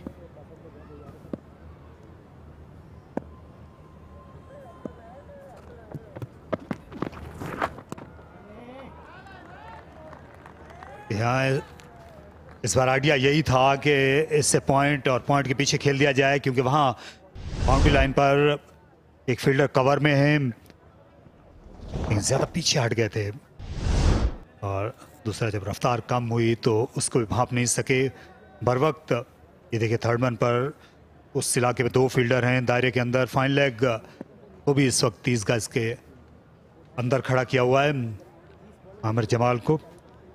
2 फील्डर उस बाउंसर के लिए, एक स्कोर के पीछे है, एक स्कोर के सामने है लेग साइड में।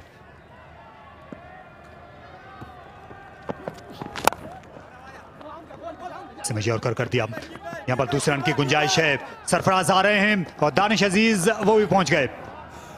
अच्छी दौड़ लगाई दोनों ने। सरफराज को क्रेडिट देना होगा, जिस तरह ही बॉल बल्ले को टकराया उन्होंने 2 की कॉल की और दानिश को पुश किया। हालांकि सरफराज डेंजर एंड पर दौड़ रहे थे, लेकिन थ्रो नॉन स्ट्राइकर एंड पर गई। देखिए सरफराज ने काफी अर्ली स्टार्ट ले लिया था और वो कंफर्टेबल थे। अच्छी थ्रो होती तो दानिश को मसला हो सकता था, लेकिन अच्छा प्रेशर डाला है सिंध के दोनों बैटर्स ने। ओवर में बाउंड्रीज नहीं आई अभी तक। इस इनिंग्स में भी उतनी बाउंड्रीज नहीं आई। 12 चौके और 3 छक्के इनिंग्स में लगे हैं, लेकिन ये सिंध के यहाँ तक पहुँचने का जो सेहरा है बड़ी हद तक ये रनिंग को जाता है। ये मौका ज़ाया कर दिया। अंपायर से वाइड का मुतालबा कर रहे थे, लेकिन गेंद जो है स्टंप्स के बहुत ऊपर से गुजर गई।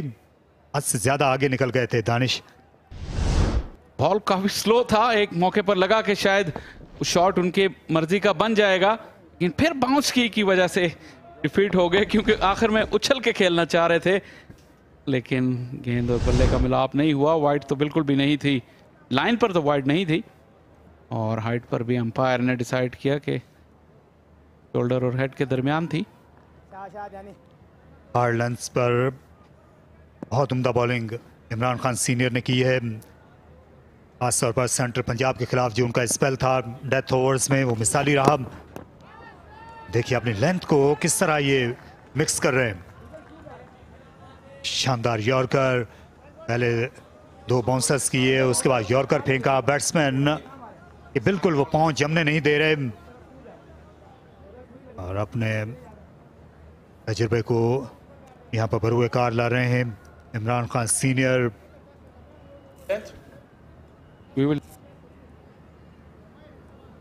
इनिंग्स के दूसरे हाफ में हम कह सकते हैं कि अभी तक मासिवाय एक उस ओवर के जिसमें इमरान जूनियर को आड़े हाथों लिया, दानिश अजीज ने को खातिर खास सिंध ने कारकर्दगी दिखाई नहीं।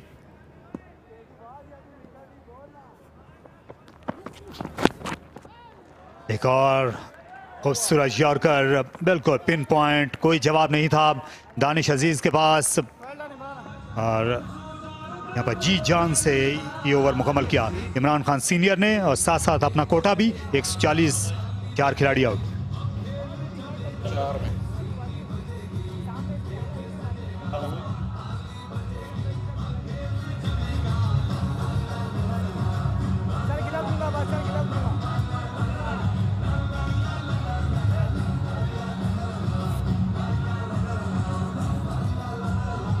अनवर अली अपनी बारी का इंतजार कर रहे हैं, लेकिन इमरान खान ने बहुत ही शानदार ओवर किया, सिर्फ 2 रन बने, और डेथ पर बॉलिंग का एक बहुत ही शानदार मुजाहरा था इमरान खान की जानिब से। शाहिद इकबाल इस इनिंग्स का आखिरी ओवर करेंगे। फिर अभी तक आखिरी 4 ओवर्स में सिंध की टीम ने सिर्फ 29 रन बना रखे हैं, में से भी 16 ओवर्स इमरान जूनियर के 1 ओवर में आए।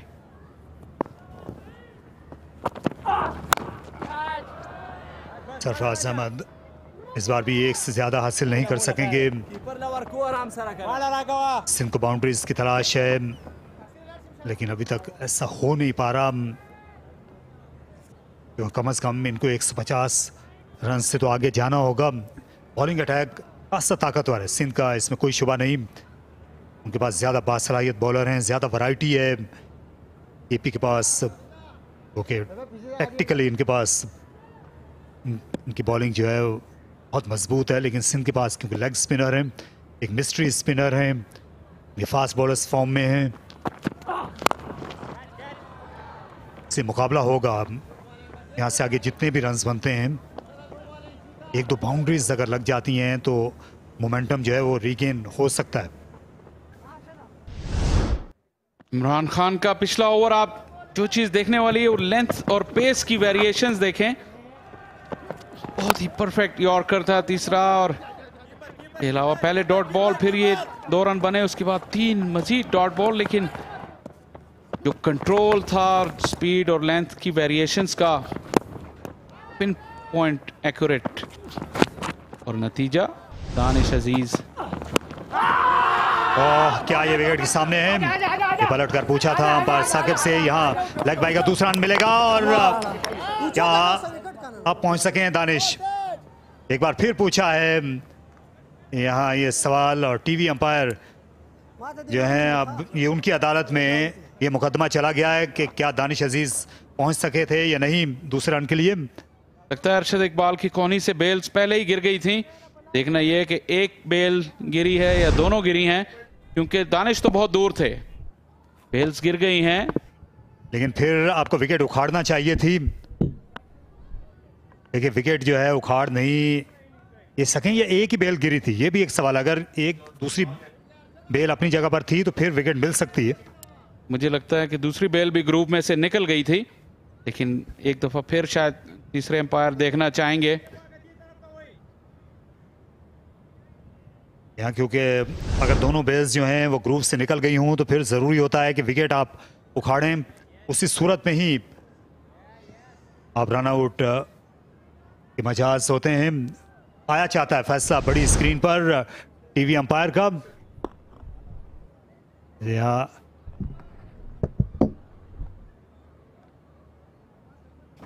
जो दूसरी बेल भी है अरशद इकबाल की बाईं कोनी के साथ, आप देख सकते हैं कि वो इस वक्त ग्रुप से निकल चुकी है और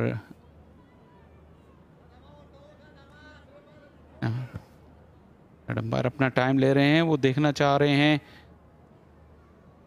आले हैदर जो हैं वो टीवी अंपायर हैं और अभी तक वो किसी फैसले पर पहुंचे नहीं हैं।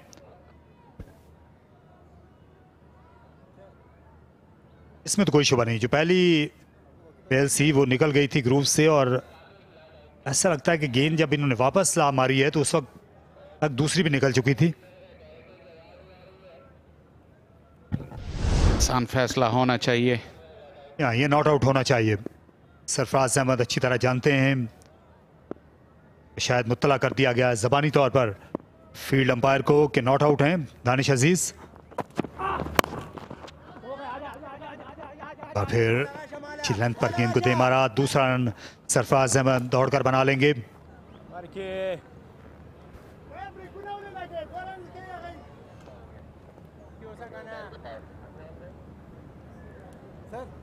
गलती जरूर हुई अरशद इकबाल से, लेकिन सिंध को एक चांस मिला और दानिश और सरफराज कोशिश करेंगे स्कोर को 150 से ऊपर ले जाएं कम से कम। दो बड़ी हिट्स लगे तो 158 तक जा पहुंचेंगे। यही है कि 158 160 तकरीबन पार स्कोर है यहां पर।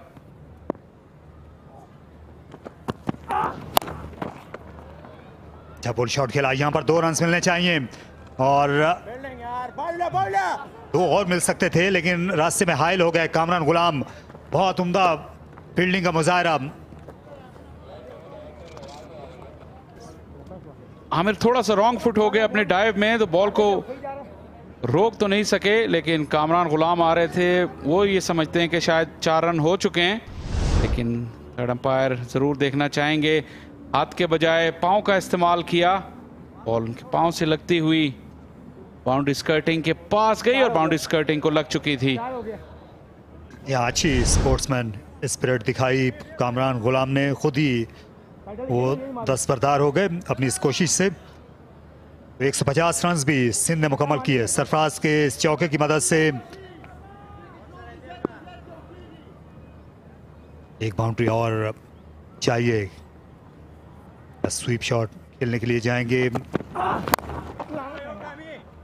यॉर्कर करने के लिए गए और एक ही रन यहाँ पर बन सका। बहुत ही अच्छा इख्तिताम किया यहाँ खैबर पख्तूनख्वा के बॉलर्स ने और उन्होंने आखिरी ओवर्स में बिल्कुल सर उठाने का मौका दिया नहीं, खास तौर पर अरशद इकबाल और इमरान खान सीनियर्स ने इनको जो जिम्मेदारी कप्तान और कोच ने सौंपी थी, एक मरतबा फिर वो उन्होंने निभाई पूरी तरह। दानिश अजीज 15 गेंदों में 21 रन बना सके इस पार्टनरशिप में। सरफराज अहमद ने 27 रन बनाए, वो नॉट आउट वापस आ रहे हैं, लेकिन बाउंड्रीज का फुकदान रहा। दानिश ने 2 छक्के लगाए और सरफराज अहमद अपनी इनिंग्स में 1 चौका लगा सके। 151 रन, ये इतना भी आसान हदफ नहीं है, लेकिन इस वक्त मोमेंटम खैबर पख्तूनख्वा के साथ है और बाजार वो ज़्यादा खुश टीम नजर आते हैं। बिल्कुल सही कहा आपने तारिक, और विकेटें हाथ में होने के बावजूद आखिरी 5 ओवर्स में सिर्फ 40 रन आए। 2 सेट बैटर्स भी खेल रहे थे, लेकिन 40 का मजमू आखिरी 5 ओवर में, इसका मतलब है कि सिंध ज्यादा स्कोर कर सकता था। 7 टॉप स्कोरर रहे, 40 रन उन्होंने बनाए। सरफराज ने भी 27 रन बनाए। दानिश पहली मरतबा इस टूर्नामेंट में अपने रंग ढंग में नजर आए, 2 छक्के उन्होंने भी लगाए। 15 गेंदों पर 21 बनाकर नॉट आउट रहे 8 एक्स्ट्रास के साथ। 20 ओवर्स में सिंध का टोटल 151। खैबर पख्तूनख्वा की बॉलिंग हस्बे रिवायत बहुत शानदार रही। इमरान खान को विकेट्स तो नहीं मिली, लेकिन बहुत ही कंट्रोल के साथ और शानदार बॉलिंग उन्होंने की। इमरान जूनियर 2 विकेटों के साथ टॉप विकेट टेकर रहे, 30 रन उन्होंने दिए और मोहम्मद सरवर ने भी 4 ओवर्स में 26 रन देकर एक खिलाड़ी को आउट किया। और अब हमारे साथ मौजूद हैं सिंध के टॉप स्कोरर साद खान। साद, आपको आवाज आ रही है मेरी? साद आप बहुत अच्छा खेले आज। जब आप खेल रहे थे तो उस वक्त आपने विकेट पे काफ़ी वक्त गुजारा, कैसी लगी आपको विकेट? बिस्मिल्लाहिर्रहमानिर्रहीम। पहले तो शुक्र अदा करता हूँ अल्लाह का कि मैं आया हूँ, और दूसरा ये कि विकेट काफ़ी अच्छा था, विकेट बहुत अच्छा खेल रहा था, जिसकी वजह से हमारा मेरा और सऊद भाई के बीच में जो एक बात हुई थी वो ये थी कि हमने 160 प्लस टारगेट को अचीव करना है। तो विकेट बहुत अच्छा खेल रहा था, तो हम बहुत अच्छा खेले, 152 रन हैं, लेकिन ये कि 8 रन शॉर्ट हैं। और आप T20 में ये पहला सीज़न खेल रहे हैं सिंध की तरफ से, आपके स्कोर्स कंसिस्टेंटली हो रहे हैं, मिडिल ऑर्डर में खेलना कैसा लग रहा है आपको? बहुत अच्छा लग रहा है सर, पहला एक्सपीरियंस है मेरा सिंध की तरफ से T20 खेल रहा हूँ, और मज़ीद मैं कोशिश करूँगा कि ये जो मेरा 30 और 40 रन हो रहे हैं इसको मैं आगे लेके जाऊँ, और अपनी टीम को जितना फ़ायदा हो सके मैं चाहूँगा कि इसको और लंबा लेके जाऊँ। और इस टारगेट को क्या देखते हैं कि आपकी टीम डिफेंड कर लेगी ये? जी, हमारे बॉलर माशाल्लाह से एक्सपीरियंस बॉलर हैं, सोहेल भाई, मीर भाई और अनवर भाई, फिर बाद में अबरार हैं और जायद भाई हैं, दानिश भाई हैं। तो ये कि ये टोटल हम इंशाल्लाह इतनी आसानी से अच्छे टारगेट अचीव नहीं करने देंगे इंशाल्लाह। चलें साद, आपका बहुत शुक्रिया, बहुत अच्छा आप खेले, well played. Thank you.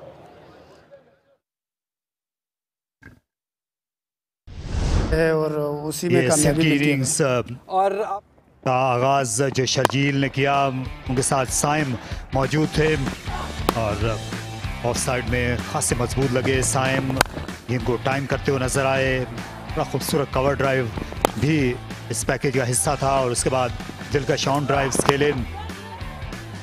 Sharjeel Khan जो इन दिनों बहुत ज़्यादा अच्छी फॉर्म शो नहीं कर सके, वो ऑफ स्पिनर आदिल की गेंद पर आउट हुए। उसके बाद सऊद बैटिंग के महाज पर पहुंचे और अच्छी पार्टनरशिप आगे बढ़ रही थी, और एलबीडब्ल्यू आउट हुए साइम, और उसके बाद सऊद ने चंद और बड़े अच्छे स्ट्रोक खेले। रनिंग बिटवीन द विकेट्स बहुत ही अच्छी थी, मिस फील्डिंग का भी इनको फ़ायदा हुआ, और खालिद उस्मान की गेंद पर कट शॉट खेला सऊद ने।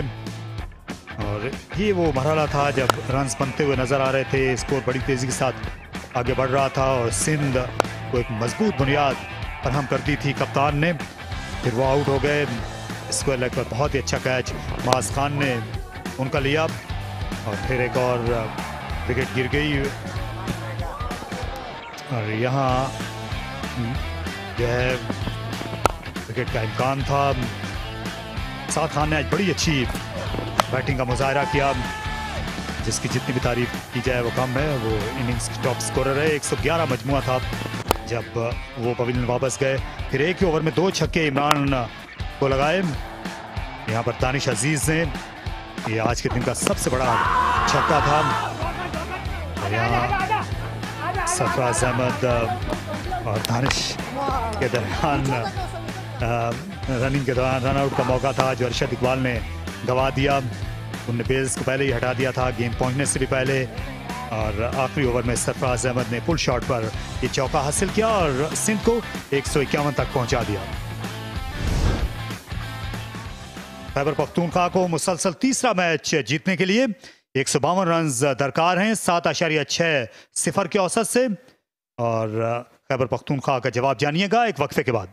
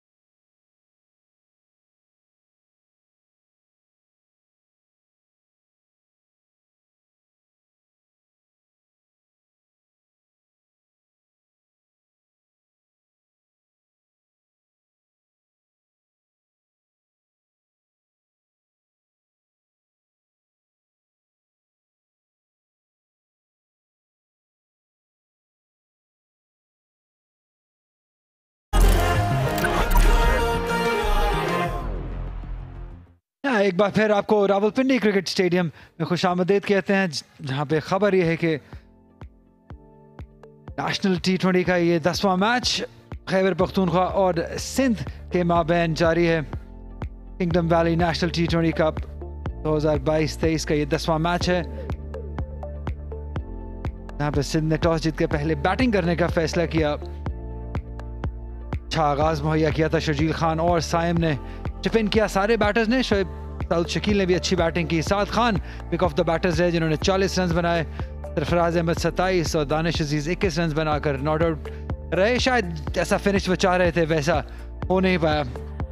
बॉलिंग कार्ड 6 बॉलर्स को इस्तेमाल किया। सबसे बेहतरीन बॉलर रहे मोहम्मद इमरान जूनियर जिन्होंने 2 विकेट हासिल की, 30 रन देकर 1 विकेट हासिल की आदिल नमीन ने और 1 विकेट हासिल की मोहम्मद सरवर ने। खैबर पख्तूनख्वा को ये मैच जीतने के लिए 152 रन की ज़रूरत है। बहुत ही शानदार बॉलिंग लाइनअप है सिंध की। आसान नहीं होगा ये, क्योंकि बहुत ही तजुर्बेकार और बेहतरीन बॉलर्स इस सिंध की साइड में शामिल हैं।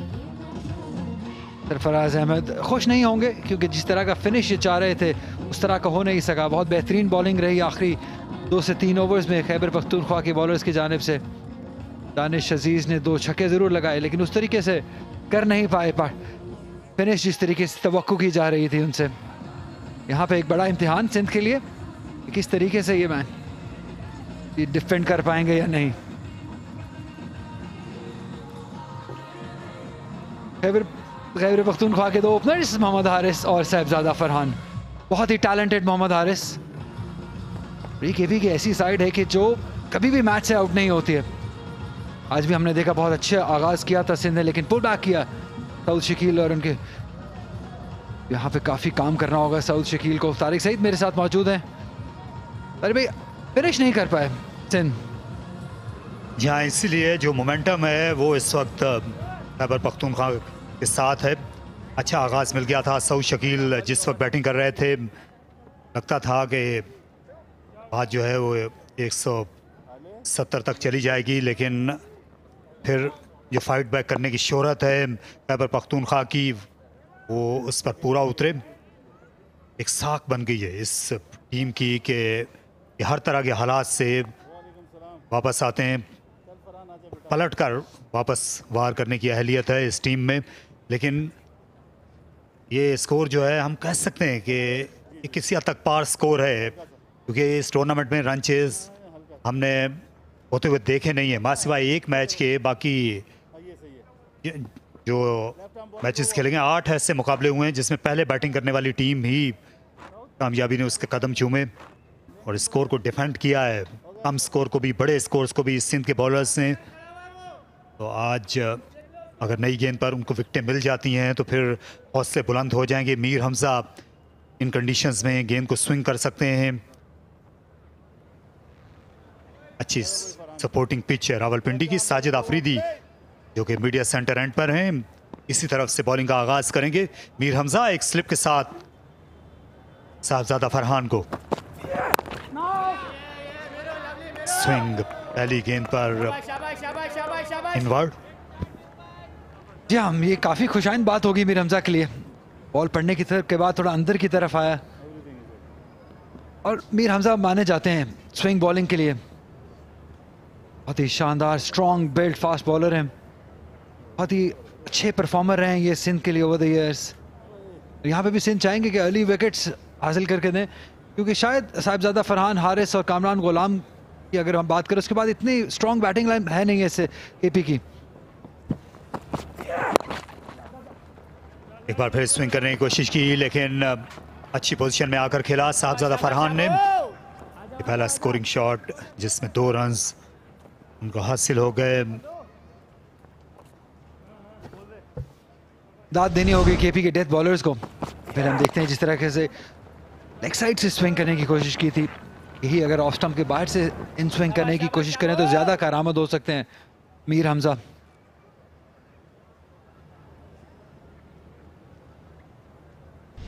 अहमद उन्होंने स्लाइड करते हुए बिल्कुल गेंद के ऊपर चले गए। अच्छी बॉलिंग का मुजाहरा, उम्दा लाइन, उम्दा लेंथ मीर हमजा ये पिछले 12 माह में इन्होंने मिसाली बॉलिंग कारकर्दगी दिखाई है। जिस टीम के लिए भी खेले हैं, कराची किंग्स के लिए PSL साथ में आए थे और वहाँ पर भी इन्होंने खासी विकेटें ली थी। बिल्कुल टूर्नामेंट के आखिरी मरहले में इनको कराची किंग्स की टीम का हिस्सा बनाया गया था। कायदे आज़म ट्रॉफी में भी टॉप विकेट टेकर्स में से एक थे।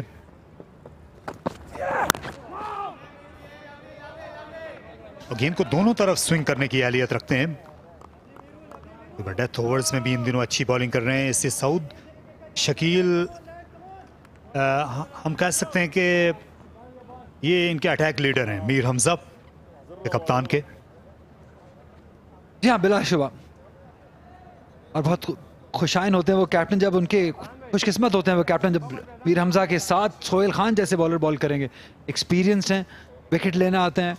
इसलिए मैं कहता हूँ कि सिंध की जो बॉलिंग साइड है ये बहुत कंप्लीट बॉलिंग साइड है।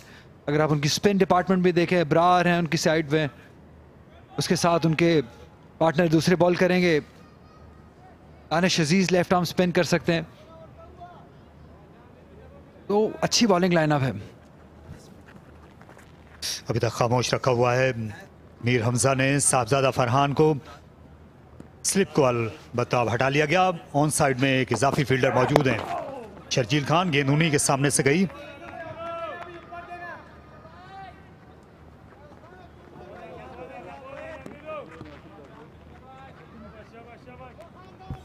इनफॉर्म ओपनिंग बैट्समैन साहबजादा फरहान जो हैं कई उम्दा इनिंग्स खेल चुके हैं। नॉर्दर्न के बॉलर्स की इन्होंने दिल खोलकर पिटाई की थी। उन्हें चौके और छक्के लगाए थे, खासतौर पर स्पिनर्स को उनके सामने ये बहुत बुरी तरह पेश है। अच्छा ओवर, शानदार इब्तिदा मीर हमजा की जानिब से। सिर्फ 3 रन उन्होंने दिए और सिंध की टीम को साथ साथ एक हौसला भी। पहला ओवर इख्तिताम को पहुंचा।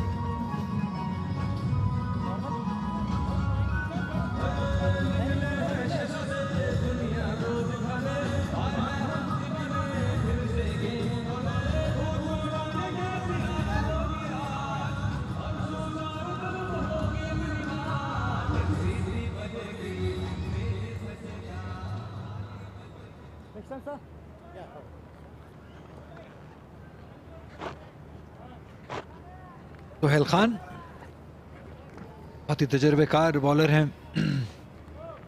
एक खसूसियत है इनमें कि विकेट लेना जानते हैं, इसलिए 144 विकेट्स हासिल कर चुके हैं। 123 और मैच खेल रहे हैं।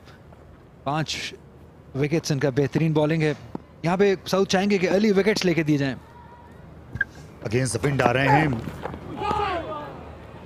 यहाँ। और इस वक्त जो हवा चल रही है ये आपकी स्क्रीन के ये बाएं से ये दाएं जानिब चल रही है।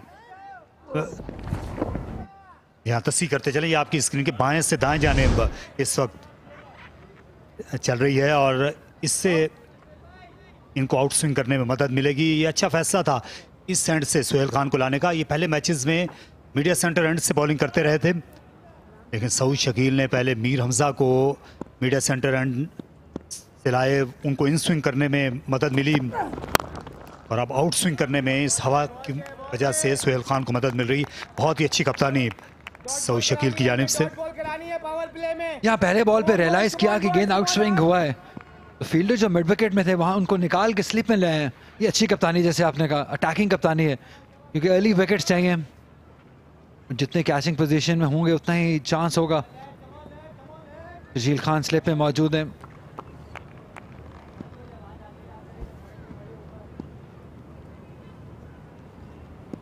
ऑफ साइड में शर्जील के अलावा भी 6 फील्डर इस वक्त मौजूद हैं। और उठाकर खेल दिया और मौका है, फील्डर नहीं पहुंच सके। अच्छी कोशिश की थी साद खान ने। यहाँ खुशकिस्मत रहे साहबजादा फरहान, बॉल बहुत देर हवा में रहे, लेकिन थोड़ा जैसे आपने कहा हवा की वजह से बॉल परे से परे चलता गया फील्डर से, ये साद खान का शुमार अच्छे फील्डर्स में होता है। देखिए हवा की वजह से काफी देर बॉल हवा में रहा था, अब परे से परे तक चला गया। ये शॉट बिल्कुल भी अच्छा नहीं था। अगेंस्ट द स्विंग खेलने के लिए चले गए साहबजादा फरहान।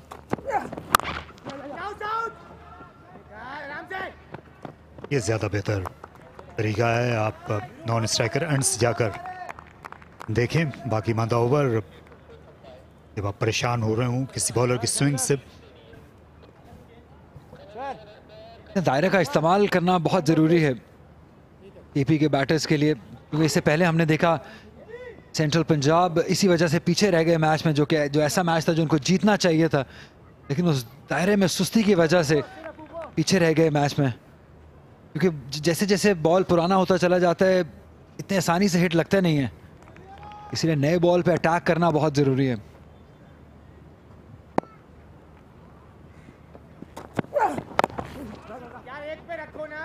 गेंद को करीब गिराया और फौरन ही अपना पहला रन हारिस ने हासिल किया। ये अच्छा ओपनिंग पेयर है हारिस और साहबजादा फरहान का, और इससे जल्दी छुटकारा पाना होगा। विकेटें मिलती रही हैं सऊद शकील के बॉलर्स को नई गेंद के साथ, इसी वजह से ये टीम मुखालिफ जितनी भी साइड्स थी उनकी बैटिंग मिडिल ऑर्डर में नकब लगाने में कामयाब हुई, और इतना आसान रहा नहीं सिंध के खिलाफ रन्स बनाना इस टूर्नामेंट में। बहुत मुतवाज़िन इनका बॉलिंग अटैक है। पावर प्ले में 7 विकेटें हासिल की हैं सिंध के बॉलर्स ने। विकेट्स लेना उनको आता है, इस बारे में बात जारी रखेंगे। 2 ओवर्स के बाद 7 बगैर किसी नुकसान के खैबर पख्तूनख्वा।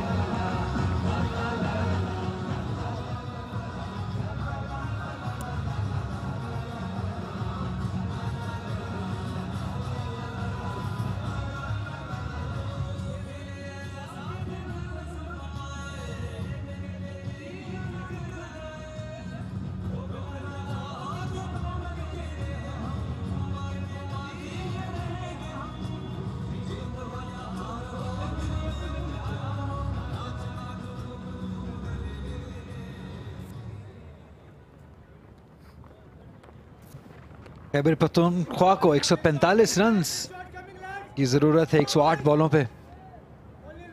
उनका मुकाबला है मीर हमजा से।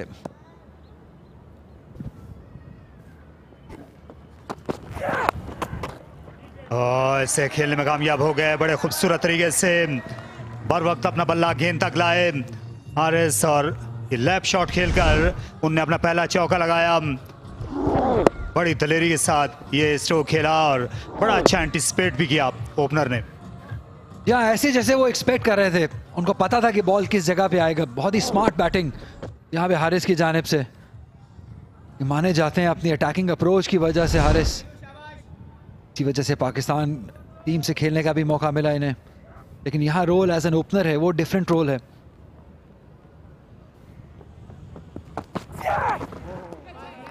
ये नीचे रह गई, बाउंसर के लिए बिल्कुल तैयार खड़े हुए थे हारिस। एक बात पूरे वसूख के साथ कही जा सकती है कि हारिस जो हैं ये ज़्यादा देर ये चुप रहने वाले नहीं हैं। जैसी भी पिच हो, जितने भी रन्स स्कोर बोर्ड पर दरकार हों, इनके खेलने का तरीका एक ही है और वही इनकी ताकत है। जारहाना बैटिंग करना, नई गेंद पर जाकर, और उस पर ये समझौता करते नहीं हैं। इसी मैदान पर इन्होंने अपना नेशनल T20 का डेब्यू किया था अब से 2 बरस पहले, और पहले मैच में निस्फ सेंचुरी बनाई थी। उस वक्त बिल्कुल नए थे। मोहम्मद रिजवान ने अपनी जगह इनसे विकेट कीपिंग कराई और 50 रन बनाने के बाद वापस मुड़ के देखा नहीं है। उसके बाद अब इंटरनेशनल क्रिकेट भी खेल गए हैं, क्योंकि अभी ये बेहतर होते जाएंगे। इनमें बड़ी सलाहियत है, बड़े शॉट्स हैं इनके पास, और इनकी विकेट कीपिंग पहले के मुकाबले में कहीं बेहतर हो चुकी है। इस सीज़न में उम्मीद यही है कि फर्स्ट क्लास क्रिकेट में भी यही विकेट कीपिंग करते हुए नजर आएंगे। जी हाँ, इसमें कोई शक नहीं कि बहुत टैलेंटेड हैं और केपी से जब भी खेलते हैं ओपन करते हैं, लेकिन पाकिस्तान से जब खेले तो 4थे 5वें नंबर पे खेले थे, मिडिल ऑर्डर में खेले थे, इनफैक्ट लेट मिडिल ऑर्डर में खेले थे। वहाँ पे शायद थोड़ा डिफरेंस ज़रूर आया इनकी बैटिंग अप्रोच में।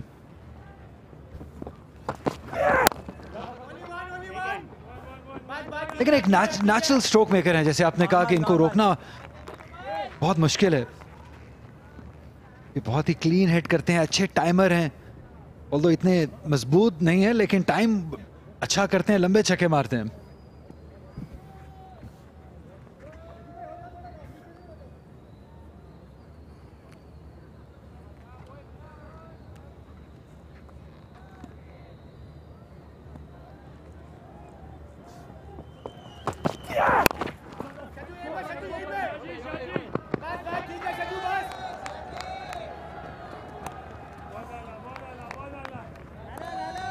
अब तक इस पार्टनरशिप में सिर्फ एक ही बाउंड्री आई है, लेकिन ये दौड़कर रन्स बनाते हुए नजर आए हैं साहबजादा फरहान।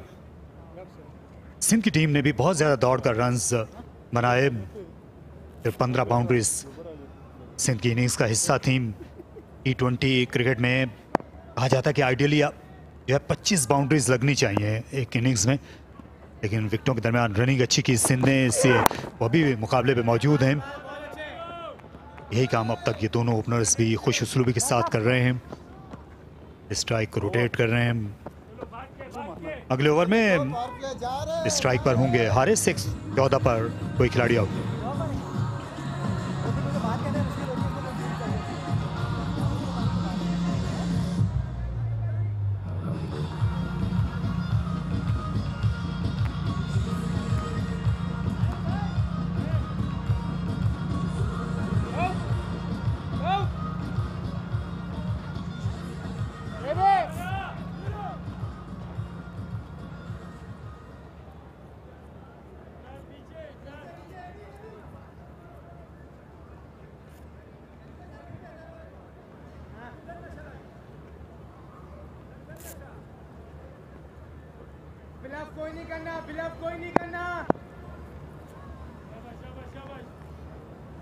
सुहेल खान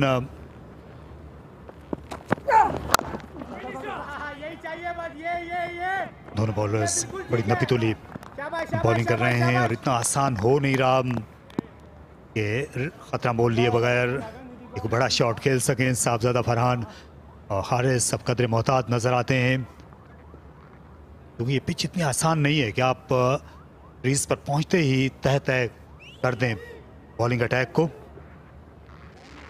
आपको रिस्पेक्ट देना पड़ती है नई गेंद को भी और हरीफ टीम के बॉलर्स को भी। और कुछ वक्त अगर आप गुजारते हैं तो फिर आसान हो जाती है बैटिंग बाउंस और पेस की वजह से।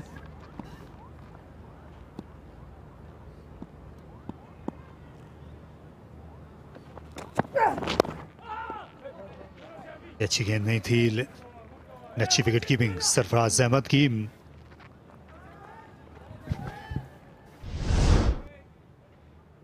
यहाँ पे एक बैलेंस ढूंढना होगा केपी की साइड को कि रन्स भी बनाने होंगे, विकेट भी बचाना होगी, क्योंकि हमने देखा है कि जो टीमें भी जो अटैक है वो लेट के लिए छोड़ रही हैं, डीप एंड के लिए छोड़ रही हैं, वो कामयाब नहीं हो रही हैं। जैसे आपने कहा कि इतनी आसानी से आते ही हिट नहीं लगती है, तो आपको वो बैलेंस ढूंढना पड़ेगा जहाँ पे रन्स भी आते रहें और विकेट भी बचे रहे। केपी में वो अहलियत ज़रूर है।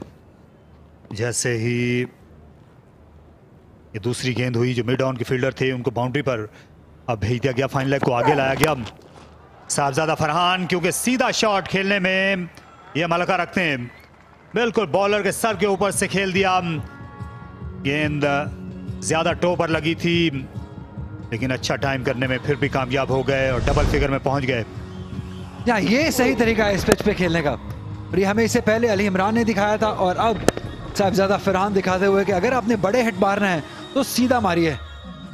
ऑल्दो ज्यादा टाइम अच्छा नहीं हुआ था, लेकिन प्लेसमेंट इतनी शानदार थी, फील्डर से परे थी, जैसे आपने कहा कि टो एंड पे लगा बॉल, लेकिन रिजल्ट साहबजादा फरहान के हक में रहा।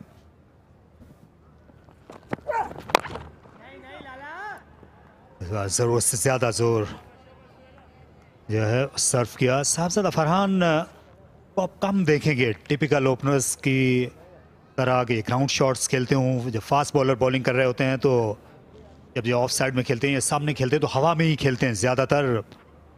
बॉटम हैंड का भी बहुत ज़्यादा इस्तेमाल करते हैं।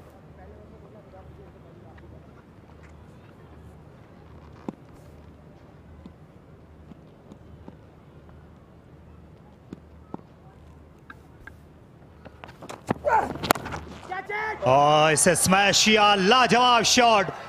और अंपायर का इशारा, ये 6 रन। साहबजादा फरहान की बैट स्पीड अनबिलीवेबल थी इस बार। ये खराब बॉलिंग है। हाफ लेंथ पे आप अगर बॉल करेंगे और साहिबजादा फरहान जैसे बैटर को बॉल करेंगे तो वो आपको नहीं छोड़ने वाले हैं। इतने शानदार प्लेयर हैं, बहुत जोरदार शॉट मारा। ये जो बैलेंस भी था वो फ्रंट फुट पे ही रहा। अच्छा बॉल को देख रहे हैं, बहुत ही कमाल का शॉट, प्लेसमेंट भी कमाल की रही। फील्डर जरूर मौजूद थे लेकिन उनसे परे बॉल जाता रहा। सोहेल खान जो हैं अपनी स्ट्रेंथ से हट गए थे और बहुत अच्छी आउट स्विंग बॉलिंग कर रहे थे, गेंद को आगे गिरा रहे थे। एक बार फिर ओवर की आखिरी गेंद पर रन साहबजादा ने हासिल किया। वही अगले ओवर में भी सामना करेंगे। 26 कुल स्कोर 4 ओवर्स के बाद।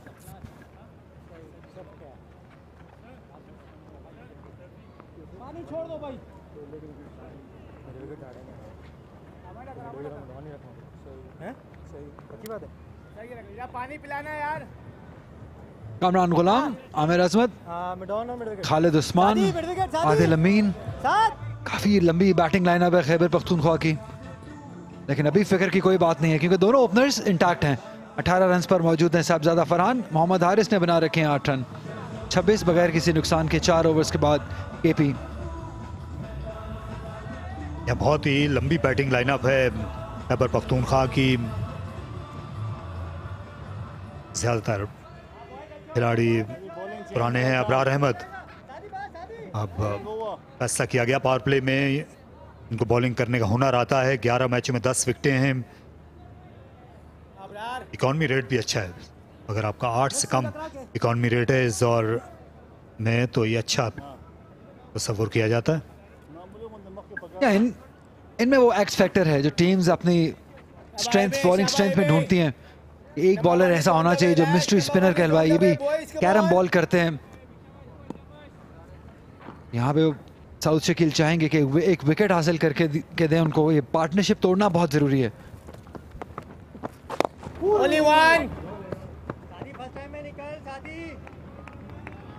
देखना यह है कि क्या ये इनको रीड कर सकेंगे दोनों खिलाड़ी।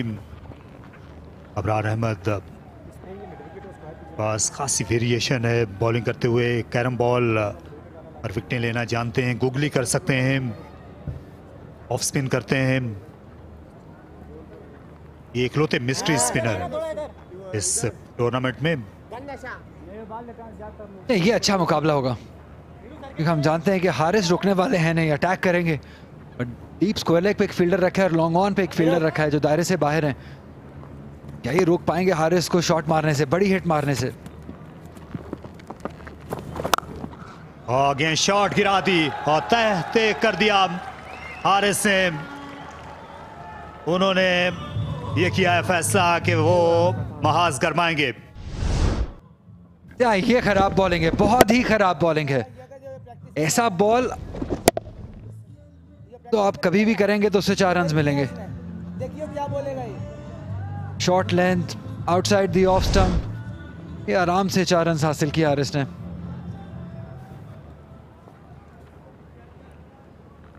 क्या ये भी ठीक है, ये भी ठीक है बच्चे, कोई बात नहीं। इस वक्त ऑफ साइड में 5 फील्डर मौजूद हैं और लेग साइड में खेल दिया। शानदार शॉट मिड विकेट से बाला बाला, शानदार छक्का लगाया इस बार हारिस ने जो आड़े हाथों ले रहे हैं इस वक्त मिस्ट्री स्पिनर को। बहुत ही दिलेराना शॉट है ये हारिस की जानिब से। फील्डर मौजूद थे लेकिन 2 फील्डर्स के दरमियान में खेला, लेकिन अगर होते भी तो कोई फर्क नहीं पड़ता। तो ये बॉल बाउंड्री से बाहर गया था। यहाँ पे अटैक करते हुए वो जानते हैं कि अबरार को अगर लाइन बनने दी गई तो मुश्किल हो जाएगा, इसलिए अटैक कर रहे हैं, परेशान कर रहे हैं और रिक्वायर्ड रेट को नीचे ले आए हैं। 7.42 की हो गई अब। यहाँ पिछले ओवर में एक चौका और एक छक्का लगा था। एक चौका और छक्का इस ओवर में भी लग चुका है।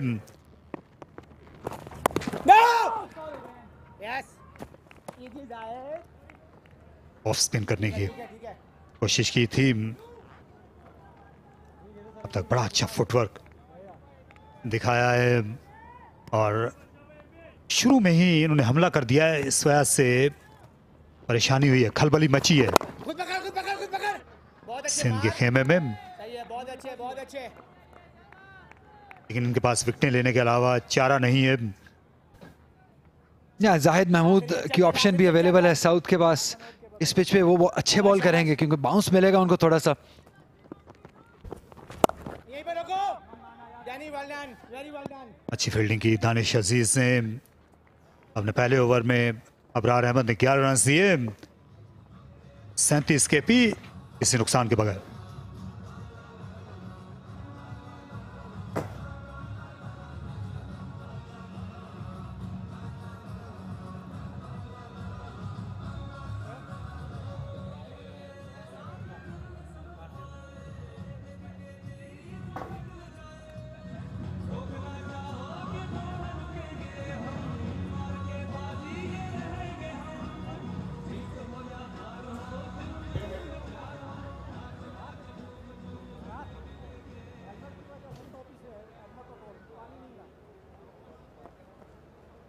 Sunday afternoon turning into Sunday evening. Good atmosphere here at the Rawalpindi Cricket Stadium.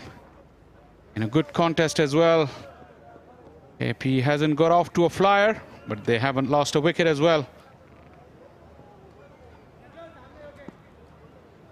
That's called calculated chase.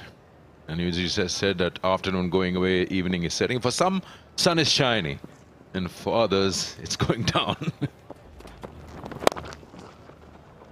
Shot off the back foot. Talk about placement. He's curved the face of the bat and beat that mid-on fielder. Had no opportunity whatsoever, and punched it hard enough this way. Ball is coming on so nicely. You don't have to bash the bowling. You just timing and placement, the roll of the wrist. Excellent stroke from Sahibzada Farhan. Used exactly the correct words. Calculated run chase, which we haven't seen so far. Lack of planning, lack of execution was discussed earlier whilst chasing totals. KB seems to have a method.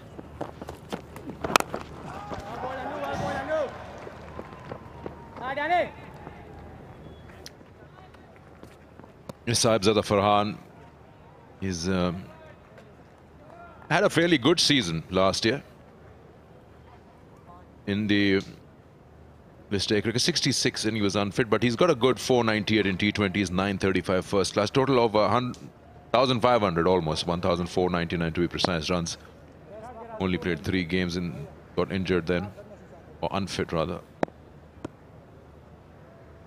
He's shown some flexibility. We were discussing him in detail the other day.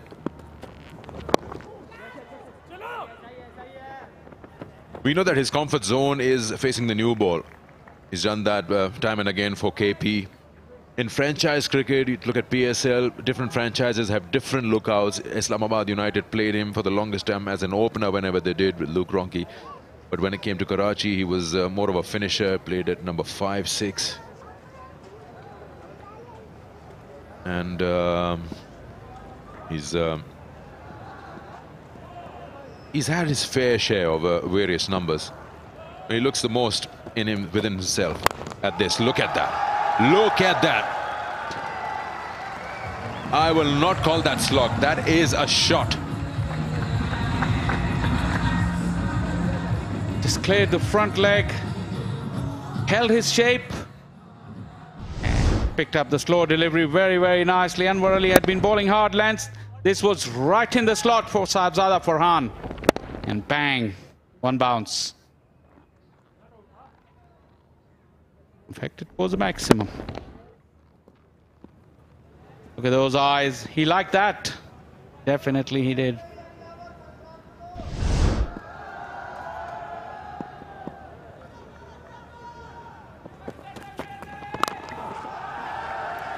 With that pace, it sits nice and pretty in front of your eye line. That length won't work, Anwar Ali. Now they're moving into top gear, using every ball left in the power play. Cracking pull shot. Anwar Ali's pace is not going to frighten you. Although the line was good, but look at how early he's picked it, way in front of square.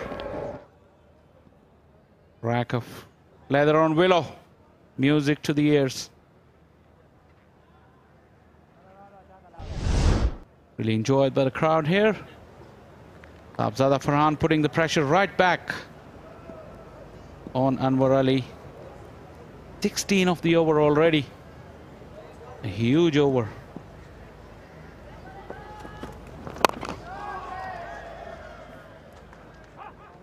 That's the highest in power play for any team this season. 53 for no loss.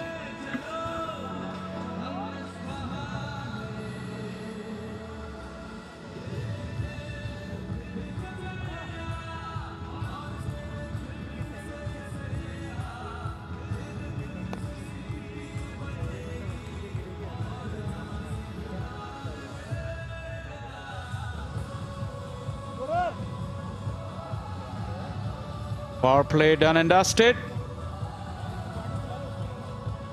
Second half of that power play well and truly belonged to Khyber Pakhtunkhwa. Started off in a sedate fashion. Haris at his very best when improvising. And with the bowlers pitching it up, batters went for it. Haris once again, that sweep shot, nice bit of timing. And a couple of magnificent blows to finish off the power play from Sabzada Farhan. 53, like Sikandar just said, is the best return for any team this season.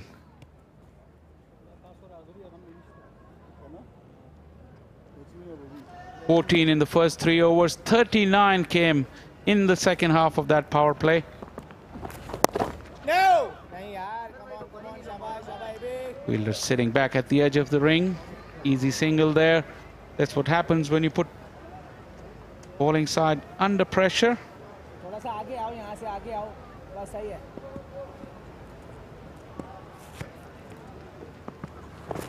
Oh yeah, yourself.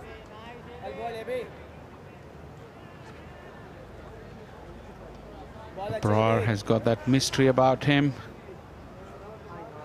And bowled quite a good over the first one. And for 11. They shouldn't lose the start that they've got, KP. The initiative that they've had. It is a calculated chase. The first words that I said in this stage is because they took their time. They were not really moving in the first 3 overs. I think the idea was not to lose quick wickets there. Then once they get their eye in, then they can afford. Plus also to see this new ball off. Now I think their focus would be to be a touch careful against Zahid Mahmood and Abrar. Front of the hand. Bit too soon, Haris. Only one. Sade! Bowler! Ball is for 2, slight fumble. Haris is quick. Over at the wrong end as well. Saad Khan, Sarfraz not very happy. Only one. Yeah, he was screaming bowlers end. आगे रहो.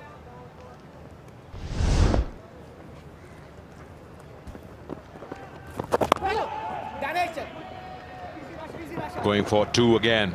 They'll complete it comfortably. Ball beat तो होने दे, फिर ले लूंगा मैं.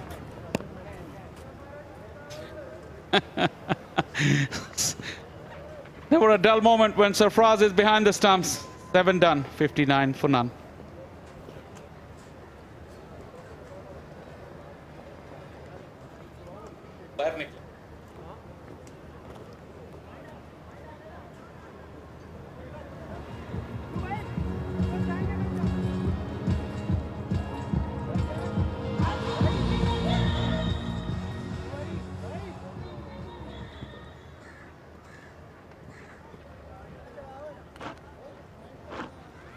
Four bowlers tried, and this is the first opportunity for Zahid Mahmood. Leg spin in operation now. In fact, Danish Aziz, so still no Zahid Mahmood.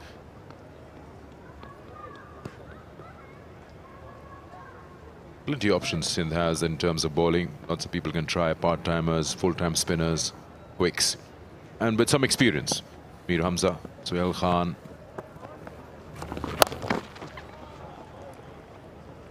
He's surprised Danish Aziz has been given the ball before Zahid.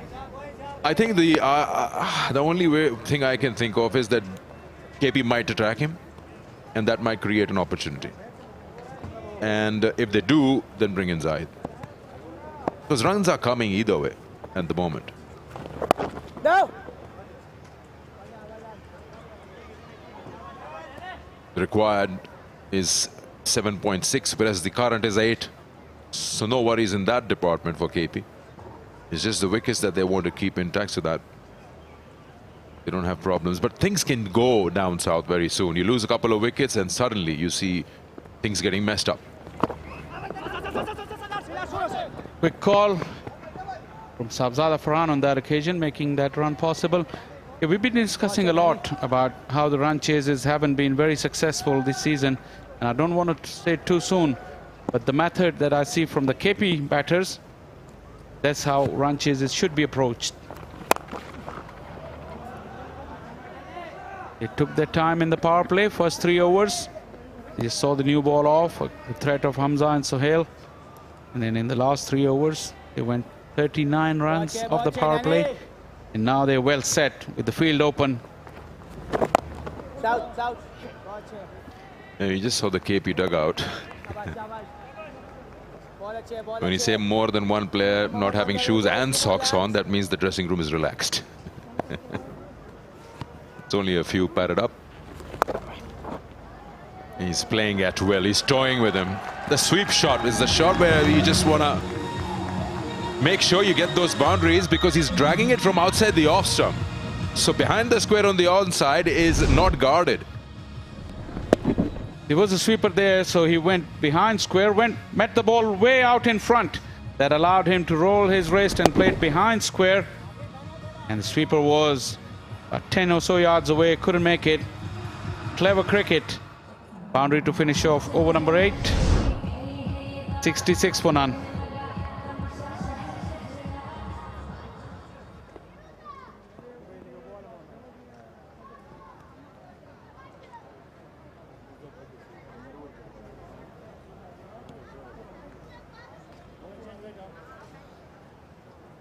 Zahid is finally at the bowling crease.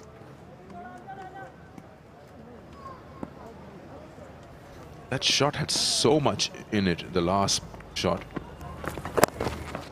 Zahid Mahmood in action. That when Haris played that sweep shot from outside the off stump, he knows the offside field is packed.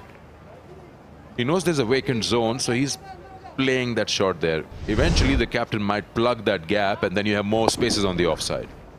That's how batsmen think, they improvise. Also, the bowler is thinking, I'm going to bowl him outside the off stump. I have a packed offside field, even if there's a single, it's fine. But when you create spaces, then it becomes tough. Have a look. At the line, it was from way outside the off stump. Took the bowler by surprise and put him under extra pressure. Outside there's a different proposition altogether. He carries the threat of a wicket every time he bowls. That's why I was a bit surprised. That's sloppy. That is sloppy from Abrar. Will catch up, but not before Haris and Sabzada Farhan could complete 3 runs. Excellent piece of running there. You know the ball has a lot of spin on it when you're fielding in that zone. It's bound to just, you know, slip away. You've got to cover that. It's going to come spinning your way. Like in the language in cricket, they say, ghumega. Yourself. And also, whilst you're stopping the ball, if it's still spinning, you don't have to catch it. You can just knock it in front of you and prevent the ball from going through. KP's putting a lot of pressure. So not a bad over at all from Zahid. Still will cost him 5 runs. Thanks to that error from Abrar. 9 gone, 71 for 9.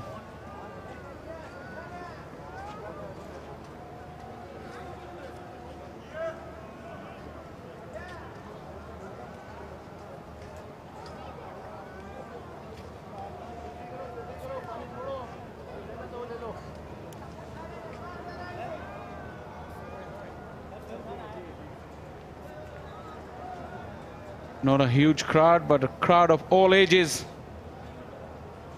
Small in numbers, but creating plenty of noise and good atmosphere inside the ground today. Nice weather to enjoy a game of cricket.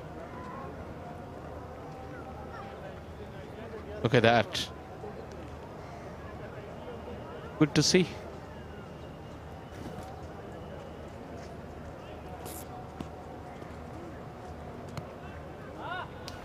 Lots of cricket to be played still in the Kingdom Valley National T20. We move to Multan from here and then start playing the day-night games after the Asia Cup is done.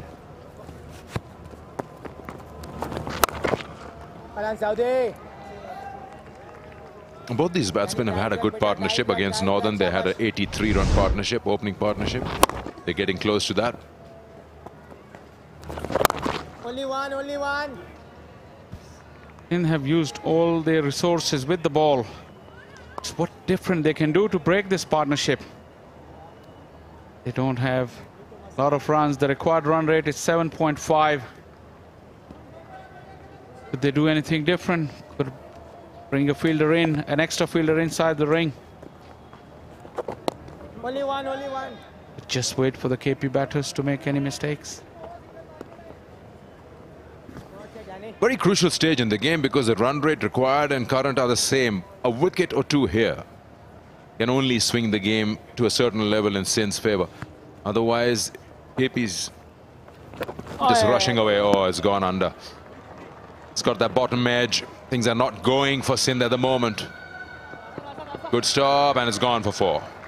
So, yeah, good effort. Marks for effort. No luck for Danish Aziz. Look at Sarfraz. He was covering the line of the ball. That inside edge took the ball between his stumps. Abrar trying to redeem himself from the error for last over. Unlucky on that occasion. The ricochet went back into the skirtings. When things are going for you, they do go for you, and Haris will take. Abzada Farhan really punishing off the back foot. This time finding the sweeper.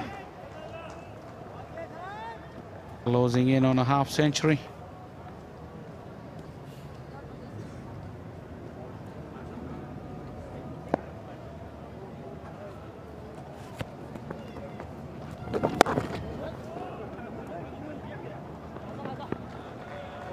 Right now, everything is going against. And meanwhile, Mir Hamza, trying to dive and stop this, has rolled over the ball, so he's hurt himself a bit.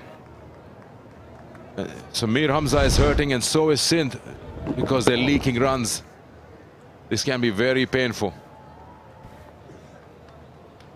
Look at that. When he stopped, I think, look here, his lower abdomen or his knee. Not clear from that picture. Just the abdomen, I think. Rolled over the ball.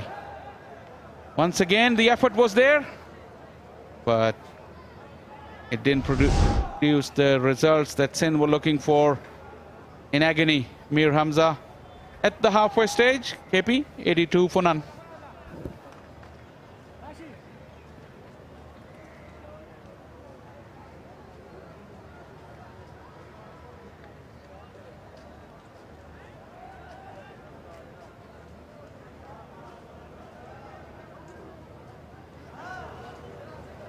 मैदान पर physio आए हैं इस वक्त मीर हमजा की मदद करने के लिए, जो कि अभी भी मैदान में गिरे हुए हैं।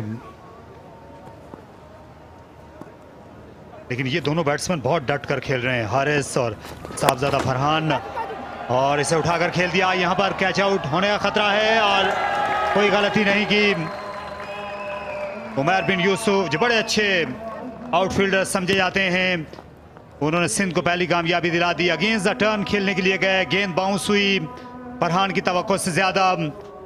जाहिद महमूद ने एक बार फिर अपने विकेट टेकर होने का सबूत दिया। ये इम्तिहान होना था केपी के बैटर्स का जाहिद महमूद के अगेंस्ट। इतना शॉर्ट बॉल था नहीं, तो लगा शायद लेंथ थोड़ा पीछे है, की वजह से बॉल लॉन्ग ऑन की जानिब गया, जो कि मिड विकेट की तरफ जाना चाहिए था। उनको मालूम हो गया था जब उन्होंने हिट मारा था। पहली बहुत ही इंपॉर्टेंट विकेट हासिल की यहाँ पे। इस पार्टनरशिप को तोड़ना बहुत ज़रूरी था। 45 रन बना सके साहिबजादा फरहान, 82 पर 1 केपी।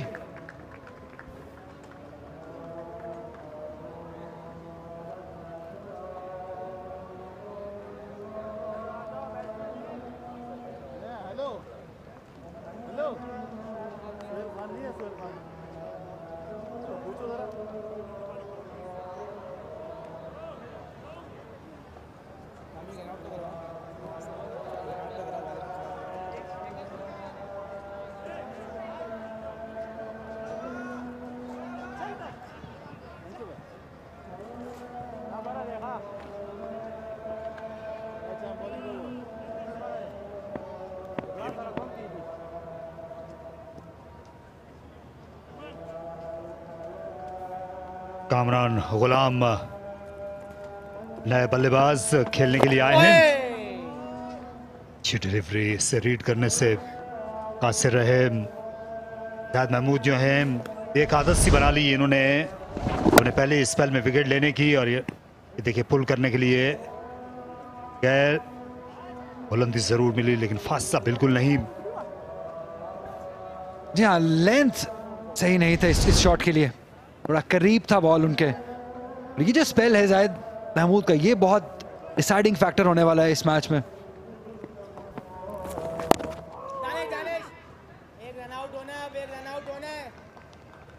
सुन सकते हैं सरफराज अहमद कह रहे हैं कि रन आउट होना है तो एक्टिव रहे सारे दायरे के फील्डर, क्योंकि जानते हैं कि एक और विकेट यहाँ पे मैच में वापसी हो सकती है सिंध की।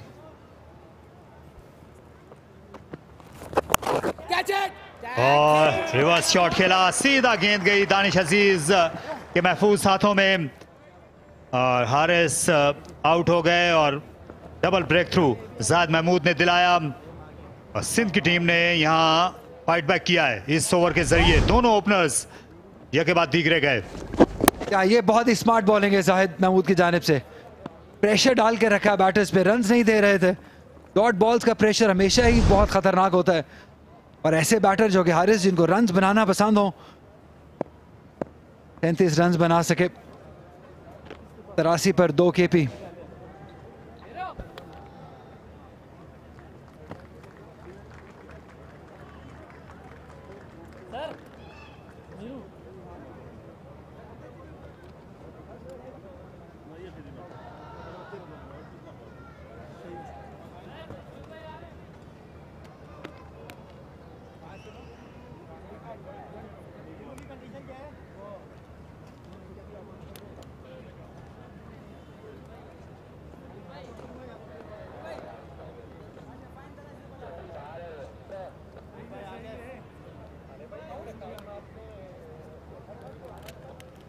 एक खलबली एक मची है नॉर्दर्न के कैंप में।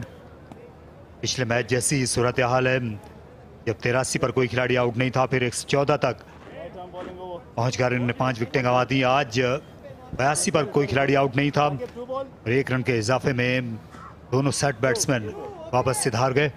आदिल अमीन आए। जी हाँ, कमियां तो डेफिनेटली मिडिल ऑर्डर में हैं, लेकिन आदिल अमीन एक बहुत ही रेजिलिएंट प्लेयर हैं, रन्स करना जानते हैं। ये 2 बॉल है, देखो क्या हो रहा है। अच्छा कमबैक किया यहाँ पे सिंध ने। जाहिद महमूद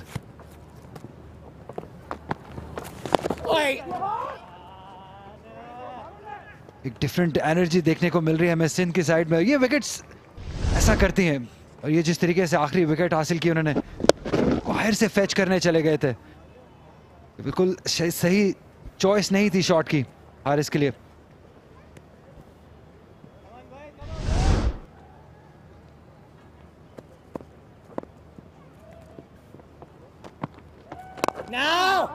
अब एक ज्यादा पुरएतमाद बॉलर हैं जाहिद, वो गेंद को फ्लाइट भी दे रहे हैं और अपनी गूगलीज का और लेग स्पिन का इस्तेमाल कर रहे हैं। रवानी से पहले इतने ज्यादा पुरएतमाद क्रिकेटर नहीं थे जाहिद महमूद। 85 पर 2।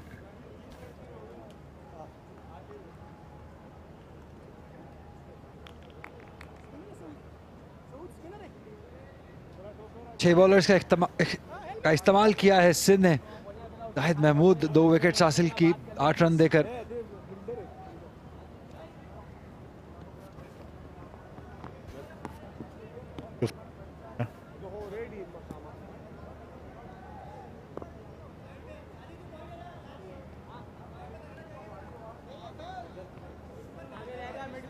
जाहिद महमूद ने बड़ा उम्दा स्पेल किया है और उन्होंने 2 विकेटें हासिल की एक ही ओवर में और सिंध की टीम को एक उम्मीद उन्होंने दिला दी है। हालांकि इन दिनों इतना आसान नहीं है जाहिद महमूद के लिए। इनका जो घर है वो ख़तरे में, इनका शहर ख़तरे में इस वक्त सैलाब के, और उम्मीद करनी चाहिए कि अच्छी खबर मिलेगी। लेकिन अपनी टीम के लिए लड़ाई कर रहे हैं रावलपिंडी आकर, प्रोफेशनल क्रिकेटर की तरह।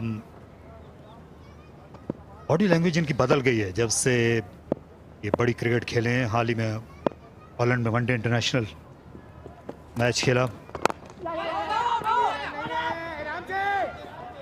प्रेशर केपी के बैटर्स पे है क्योंकि 2 विकेट्स बहुत जल्दी गंवा ली हैं और हम जानते हैं कि सिंध की बहुत क्वालिटी बॉलिंग लाइनअप है। थोड़ी सी भी विंडो देंगे तो ये मुश्किल कर देंगे आपके लिए। अनवर अली को वापस लेके आए हैं। यहाँ पे जाहिद महमूद का साथ देना होगा, एक पार्टनरशिप में बॉलिंग करनी होगी, अच्छी बॉलिंग करनी होगी। Kingdom valley national T20 cup, आप किंगडम वैली के ऑफिशियल पेज पर जाइए, इनामात पाने का मौका है और अगले विनर आप भी हो सकते हैं। यहाँ पर अनवर अली क्या अगले विनर हो सकते हैं विकेट के, और खासा मौका था। झिझक के साथ दौड़े थे दोनों बैट्समैन। दानिश अजीज पॉइंट पर ज्यादा दूर नहीं थे लेकिन गेंद उठा ही नहीं सके, इसलिए सरफराज अहमद रंजीदा है। यहाँ ये पहली बार नहीं है आज कि दानिश अजीज ने फंबल किया हो। जब इतना टाइट गेम हो, इतनी बेहतरीन टीमें खेल रही हो तो आपको एक एक रन बचाना होगा, रन आउट का चांस लेना होगा। डिसअपॉइंटमेंट डेफिनेटली सरफराज के चेहरे पे, और क्यों ना हो कि आप इस वक्त एक मुश्किल मराहल से गुजर रही है टीम। कम बैक करने के लिए रन रोकने होंगे, विकेट्स हासिल करनी होगी।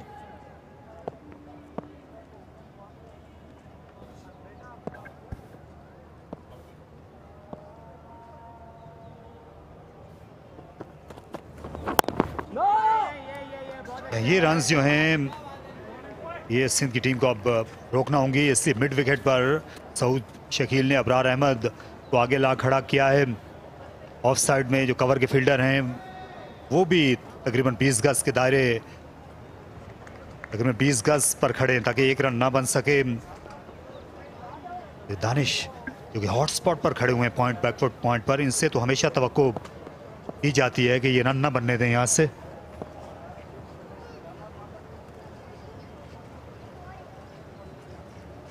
क्या बाउंसर करेंगे अनवर अली, ये चाल चलते रहे यहाँ, वही करने की कोशिश की और अच्छा रास्ता रोका। सरफराज अहमद ने कलाबाजी ली और यकीनी रन्स उनने बचाए सिंध के लिए। यहाँ पे शानदार विकेट कीपिंग, यकीनी रन्स बचाए हैं अपनी टीम के लिए, और ऐसे ही एफर्ट की ज़रूरत है सिंध की फील्डिंग साइड को। काफ़ी इंस्पिरेशन मिलेगी बाकी यंग फील्डर्स को सरफराज अहमद से। फिट नज़र आ रहे हैं इस टूर्नामेंट में, काफ़ी कुछ सीखने को मिलेगा इन यंग फील्डर्स को सरफराज से। प्रेशर केपी के बैटर्स पे है।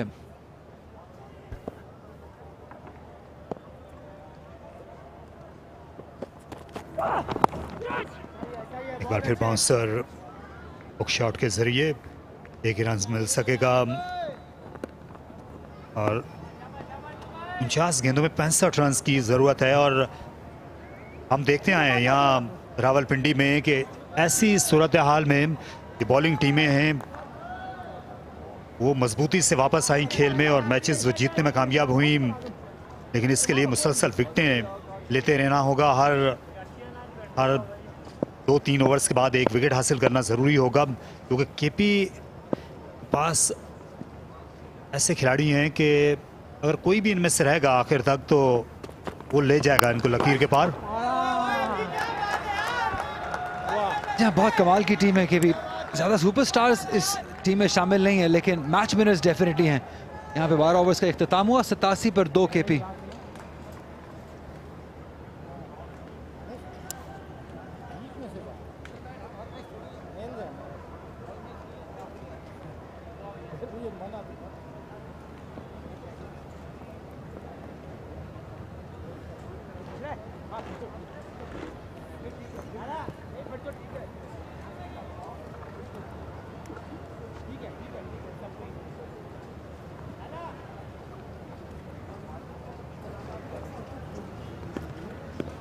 ये अंपायर आले हैदर, उनके साथ मैच रेफरी हैं मोहम्मद अनीस।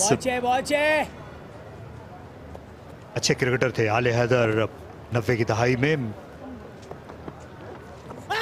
और एलबीडब्ल्यू की यहाँ पर जो मुतालबा किया था अंपायर ने मुस्तरद कर दिया क्योंकि लेग ब्रेक होकर ये ऑफ स्टंप के बाहर निकल जाती। जहाँ शायद बल्ले का इशारा कर रहे थे कि बल्ले को बॉल लगते हुए गया है।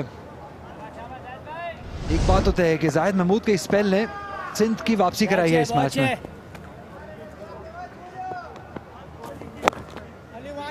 सभी लेग स्पिनर्स महसूस हुए पिंडी के पिच पर बॉलिंग करके। उसामा मीर सेंट्रल पंजाब के लिए बहुत अच्छी बॉलिंग कर रहे हैं। इसके अलावा फैसल अकरम ने सदर्न पंजाब की टीम को कामयाबी दिलाई। तने तनहा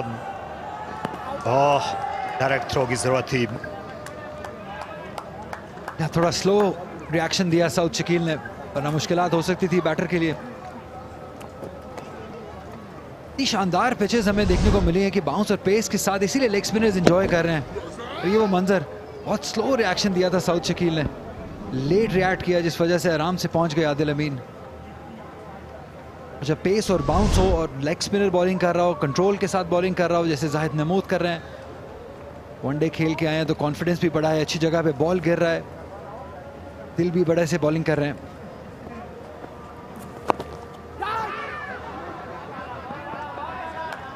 यहाँ पर बाउंस मिला है लेग स्पिनर को, वही उनकी कामयाबी का राज रहा है। हालांकि शुरू में पिंडी में जो स्पिनर्स आते थे तो वो इतने कारगर नहीं होते थे। शेन वॉर्न जब यहाँ पाकिस्तान के खिलाफ टेस्ट मैच खेले थे तो सिर्फ एक ही विकेट हासिल कर सके थे। उनके सामने सलीम मलिक ने डबल सेंचुरी बना दी थी उस टेस्ट मैच में। यहाँ तक कि आमिर मलिक ने निस्फ सेंचुरी बनाई थी, यहाँ ये फिर मिस फील्डिंग हो गई। सिंध की टीम की गिरफ्त ढीली पड़ी है पिछले 2 ओवर्स में, फील्डिंग के जरिए ये रुकनी चाहिए थी। यहाँ बहुत ही लेजी एफर्ट है ये शाहिद महमूद की जानिब से, कंसंट्रेशन नहीं रखी। यासिर शाह और अली माजिद शाह 2 लेग स्पिनर्स ऐसे हैं जिन्होंने बहुत शानदार बॉलिंग की है उन्होंने भी टूर्नामेंट में। स्पेशली अली माजिद शाह की अगर हम बात करें, पिचेस में नए बॉल से बॉल करते रहे, सर्कल में बॉल किए, रन्स भी नहीं दिए, विकेट्स भी हासिल किए। वो एक ऐसे लेग स्पिनर है जिन पे ज़रूर नज़र रखी जा सकती है।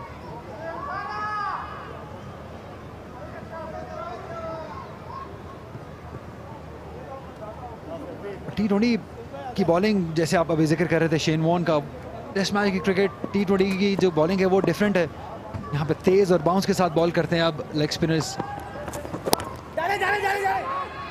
ये अच्छा रन है, दानिश अजीज, डायरेक्ट थ्रो की जरूरत थी। यहाँ पे अगर डायरेक्ट थ्रो लग जाती तो मुश्किलात डेफिनेटली कामरान गुलाम के लिए हो जाती, लेकिन यहाँ पे 13 ओवर्स का इख्तिताम हुआ, 91 पर 2 KP।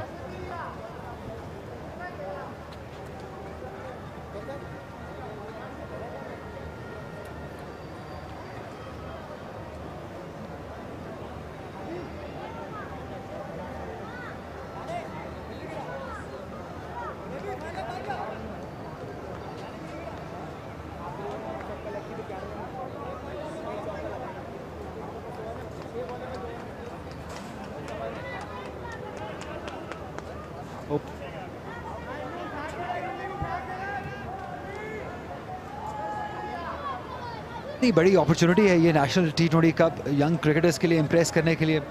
Chief selector Mohammad Wasim भी ग्राउंड में मौजूद हैं, इंग्लैंड का टूर है, तो काफ़ी यहाँ पे अगर आप इम्प्रेस कर सकते हैं उनको अपनी परफॉर्मेंस से।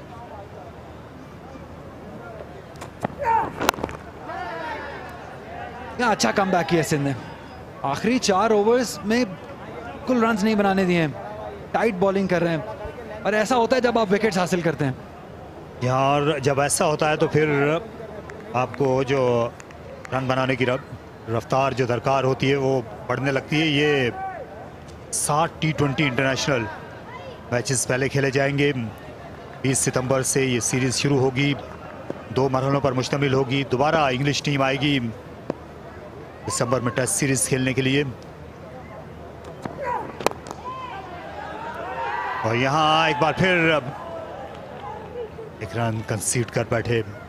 दायरे के अंदर जो फील्डिंग है इस पर आज सवाल उठेगा, क्योंकि दबाव में रहे हैं दायरे के सभी फील्डर्स। बार बार रन आउट के मौके मिलते रहे। रन बनाना इतना आसान है नहीं इस वक्त पुरानी होती हुई गेंद पर खैबर पख्तूनख्वा के लिए।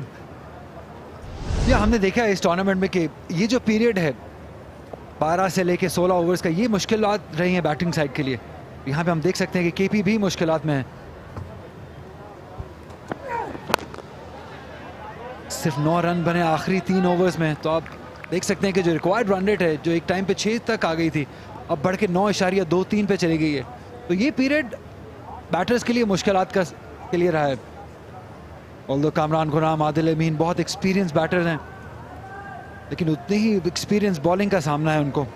अब 60 रन दरकार हैं 39 बॉलों पे केपी को। जब तक कामरान गुलाम, आदिल अमीन हैं, के बाद खालिद उस्मान कप्तान को बैटिंग के लिए आना है। माज खान भी बैटिंग कर लेते हैं, आमिर अजमत हैं, लेकिन आसान नहीं होगा। बॉटम एंड का ज्यादा इस्तेमाल कर बैठे थे, इसलिए गेंद हवा में गई। 39 गेंदों में 60 रन दरकार है, 38 गेंदों में 59 रन की जरूरत है। यहाँ दानिश अजीज से जो 2 ओवर कराए गए, गो के वो महंगे रहे, लेकिन काफी हद तक दर्द सर जो है वो कप्तान का खत्म हो गया है। अब अगर वो चाहें तो अबरार अहमद से मजीद बॉलिंग ना कराएं। अनवर अली को उस सूरत में 2 ओवर करना होंगे। अभी जाहिद महमूद का 1 ओवर बाकी है, इसके बाद सुहेल खान का 1 ओवर बाकी रह जाएगा। उम्मीद करेंगे कि मीर हमजा फिट होकर आएंगे बॉलिंग करने के लिए, उनके 2 बाकी हैं। और ये सॉफ्ट डिसमिसल, लेग स्टंप के बाहर गेंद जा रही थी और सरफराज अहमद की खुशी का कोई ठिकाना नहीं, कह के गूंज उठे हैं सिंध के रावलपिंडी क्रिकेट स्टेडियम में। विकेट मिल गई। आइडियल डिलीवरी तो नहीं थी विकेट हासिल करने के लिए, लेकिन ऐसे मौके पे जैसे भी विकेट हासिल हों, अनलकी डिसमिसल इसे कहेंगे। गाइड करना चाहते थे फाइनल की जानिब, और बल्ले का किनारा लिया और एक लकी विकेट हासिल किया। और ऐसी ही लक की जरूरत थी सिंध की साइड को, क्योंकि बहुत प्रेशर डाल के रखा हुआ था पिछले 3 ओवर्स में, और एक बहुत ही बड़ी विकेट हासिल की। कामरान गुलाम 6 रन बना सके, केपी 93 पर 3।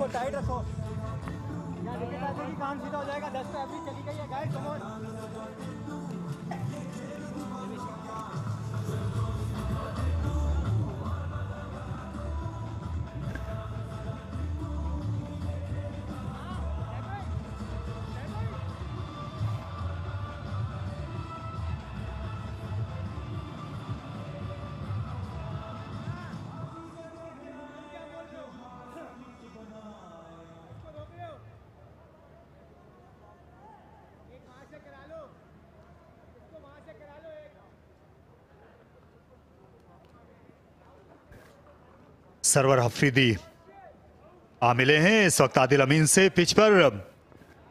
क्रिकेट जो है ये अजीब इत्तेफाकात का खेल है। कई बार अच्छी गेंदों पर बैट्समैन चौका लगाता है और कई बार पूरी गेंद पर बॉलर को विकेट मिल जाती है। यही हुआ है। ये कामरान गुलाम के साथ सेट होकर खेल रहे थे। एक वाइड गेंद अगर वो छोड़ देते तो ये सुहेल खान को दोबारा करना पड़ती, लेकिन सरफराज अहमद ने बहुत उम्दा काविश की और उसी के नतीजे में विकेट हासिल हुई। अच्छा कैच था सरफराज का। यहाँ बहुत ही शानदार कैच, अपने करियर का 126वां कैच पकड़ा उन्होंने T20 में।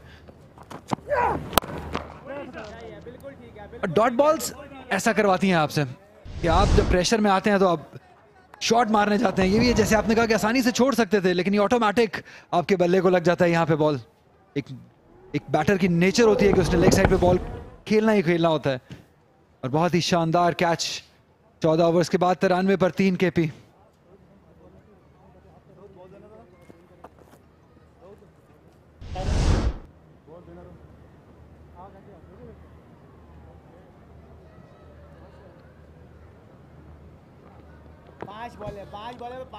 ये बड़ा धचका लगा है खैबर पख्तूनख्वा को। पिछले 4 ओवर में सिर्फ 11 रन बने और 3 विकेटें गिर गईं। 82 पर पहली विकेट गिरी थी और टॉप ऑर्डर जो है वो सिंध ने अब सर कर लिया है, हम कह सकते हैं। दोनों ओपनर्स और कामरान गुलाम जा चुके हैं वापस डगआउट में और ये ओवर बड़ी अहमियत रखता है। और इसे उठाकर खेले, यहाँ पर मौका हो सकता है, लेकिन आखिर में ये गेंद दूर रह गई और अनवर अली ने इशारा दे दिया कि ये छक्का है। जी हाँ, यहाँ पे लकी रहे हैं आदिल अमीन, क्योंकि फील्डर मौजूद थे, ज्यादा दूर नहीं था बॉल, और जहां वो चाह रहे थे अगेंस्ट द विंड खेलें, इनफैक्ट विद द विंड गया है बॉल, दूसरे एंड पे खेले हैं, और ये बॉल अगर विद द विंड ना जाती तो मुश्किलात डेफिनेटली हो जाती।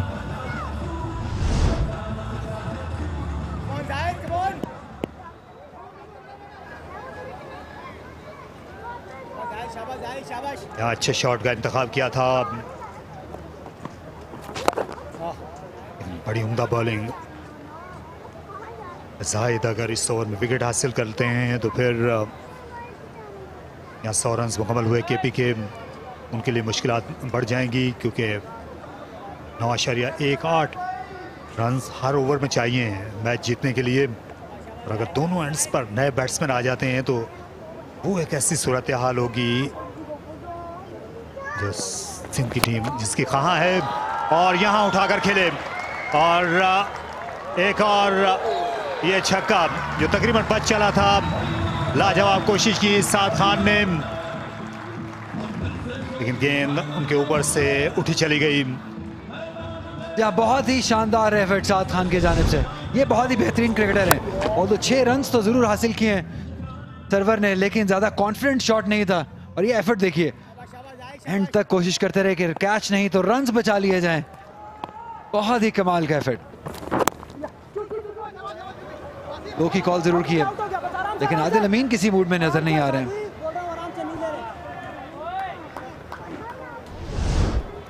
यहाँ दूसरी जानिब साइम अयूब भी तकरीबन उनके पास पहुंच गए थे, और कोशिश की यहाँ साइम अयूब की तरफ इस गेंद को पास करने की,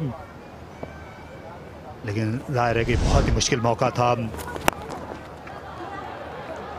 दोनों बैट्समैन जो हैं इस ओवर में इनके इरादे बिल्कुल मुख्तलिफ नजर आ रहे हैं, ज्यादा रिस्पेक्ट उन्होंने पे की नहीं लेग स्पिनर को, या काफी प्रेशर रिलीज किया है इस ओवर ने। 16 रन्स इस ओवर में आ चुके हैं, देखना होगा फिनिश कैसा होता है। ये उम्दा शॉट खेला विद द स्पिन, और इख्तिताम किया इस ओवर का 20 रन पर, इस इनिंग्स का सबसे महंगा ओवर। जहाँ इनसाइड आउट मारा एक्स्ट्रा कवर के ऊपर से, बहुत ही शानदार शॉट आदिल अमीन की जानिब से। इस केपी साइड को आप कभी भी मैच से आउट नहीं कर सकते हैं, इतनी कमाल की टीम है। 15 ओवर के बाद 113 पर 3 KP.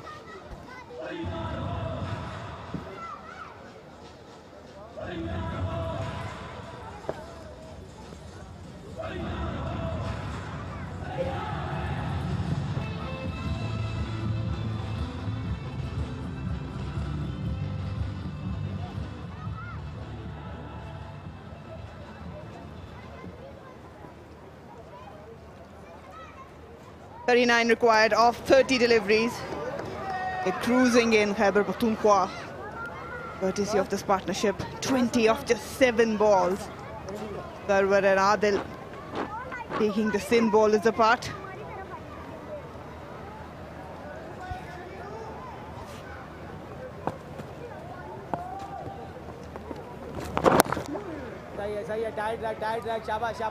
A big over that, the previous one, 20 of it. And before that, 4 overs got them only 11. And 3 wickets were lost. So that is the big over which has leveled things at the moment in terms of required run rate and current. As the last shot, 2 full, and he's just played it over extra cover. Good stroke.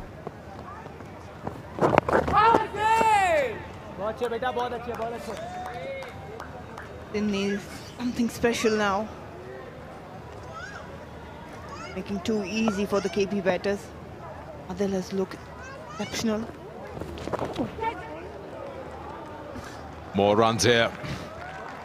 Sohail Khan giving the chase, but to no avail. For a moment, I thought he's racing with the ball. Once again, Sindh. You can't do much about that now. KP has decided that they need to change gears. And they're doing it well. Yeah, they're going to move a lot in the crease. Nothing's working. You can see the body language. Shoulders are now falling down. Not much of a sprint from Sohail.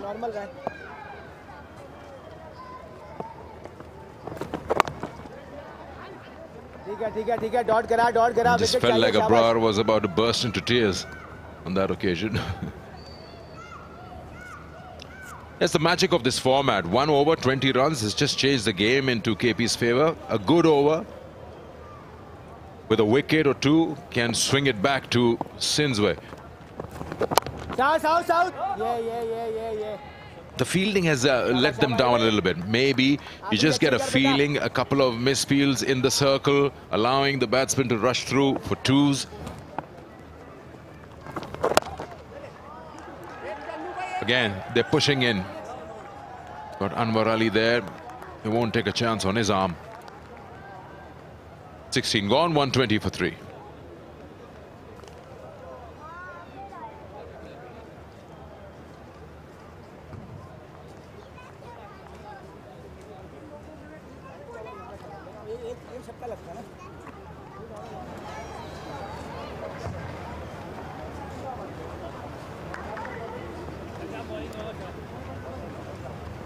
The opening partnership of 82 between Sahibzada Farhan and Mohammad Haris, that actually did set the tone for Khyber Pakhtunkhwa. And it was a quick cameo from Kamran Ghulam Adil and server Afridi now in the middle. And that partnership right on top has made a lot of things easier for KP and a lot more difficult for Sindh.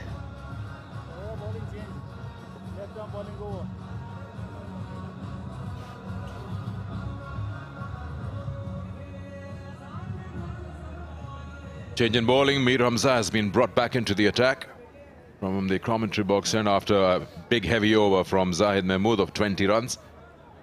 Equation simple, 32 of 24. They'll probably look for another big over somewhere so that they can just make it almost a runner ball. He got 7 in hand.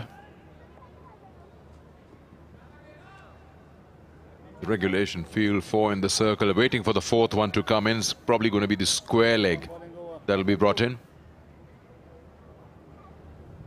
Freeman patrolling the offside boundary. Got left arm over.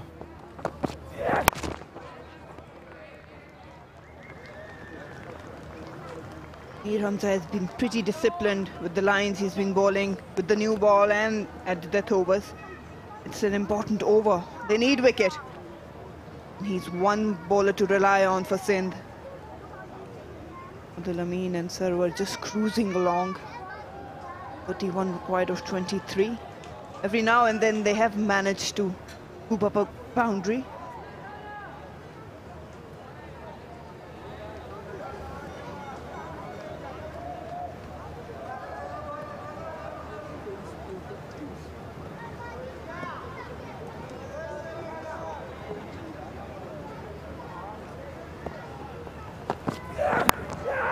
In the air, is it a chance? No, it's not. Oh, in fact, it's gone for 4. He tried to slap it back into play. Well, it's not happening. Not happening at all for Sindh. They rushed really hard towards the ball. It was Saim Ayub, but he was still quite far from it. Probably could have done better. Again, it's the angle. He needs to cut that angle. Probably just put in the dive to attempt that.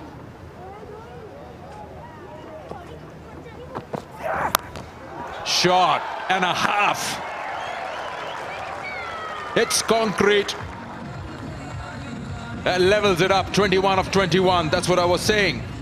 They want to get one more big over and settle things right here, right now. It was literally murdered by Adil Amin. You could hear the sound. A half tracker for a person like Adil. He's crouched, he's waiting for that length. And have a look at that follow through. He made sure it traveled a long way. He's trying to overcompensate Mir Hamza at this occasion. He did pitch it up the previous delivery. Could have gone for that again. But this length, it's brutal hit.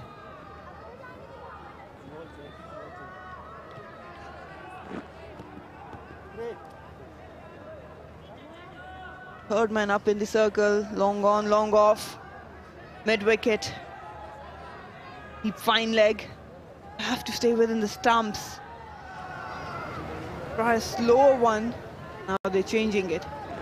Then the point to the boundary. Well, when the opposition is hitting you for sixes, it doesn't matter where you put the fielders. 11 already of 3 balls. It's a straight down to long on.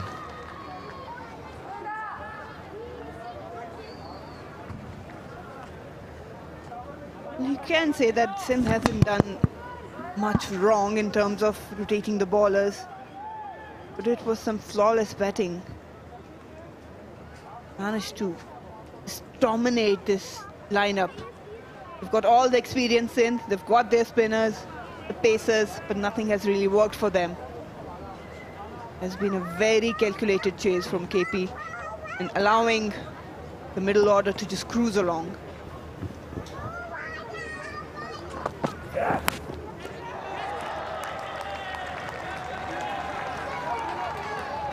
As he dropped it. Well, the expression from Mir Hamza was if the keeper has not collected it, but now the batsman has started walking.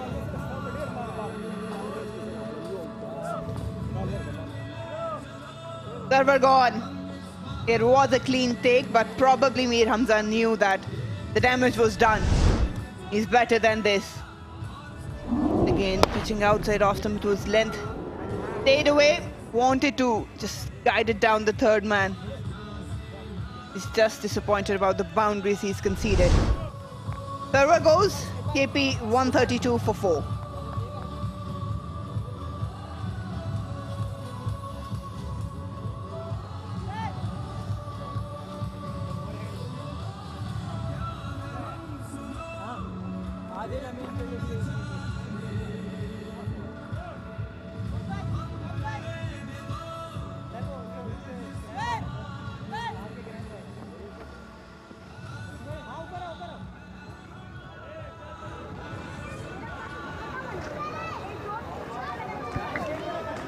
New batsman in, Amir Azmat.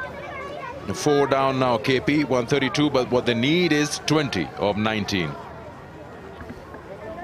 And why Sindh is facing the problem is because the numbers suggest that. Sindh in their last 5 overs in the 4 games have not really scored much. 32 in the first game, 38, 38, 40. You would expect an acceleration in the last 5, even today. 19th over went for 2 runs. And then another 8 or 9 added in the last over. That's absolutely nothing. So you need to get into those 160s and 70s, but they've not been able to finish things off.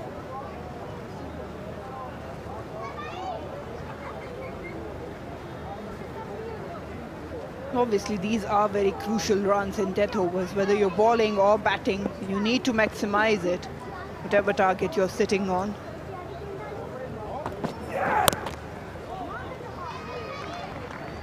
12 of the over, 132 for 4.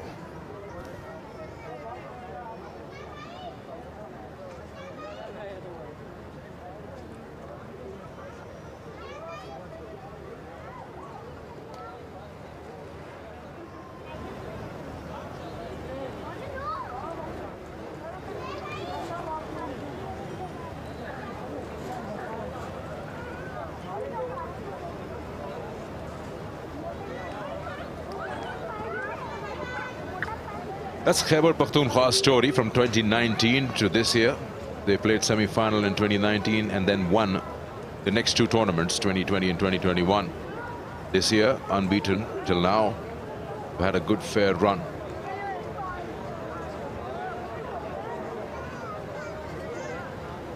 Consistency been a packed unit. Oh, almost. It was Abrar.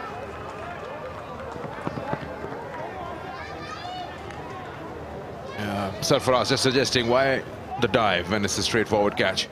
I think he wasn't expecting it, and at the last moment, he realized that's the reaction. Just single-handed dive on the left. Yeah, wasn't ready for it. Otherwise, it was a regulation catch. I think you get a feeling that he's trying to stop the ball rather than catch it. It's an open hand, an open palm. He's just trying to slap it. Yes, it's not his stronger side. It's his left arm, but oh, you got to take those. Sohail Khan is also testing his luck, bowling the leg stump line. Come back for 2.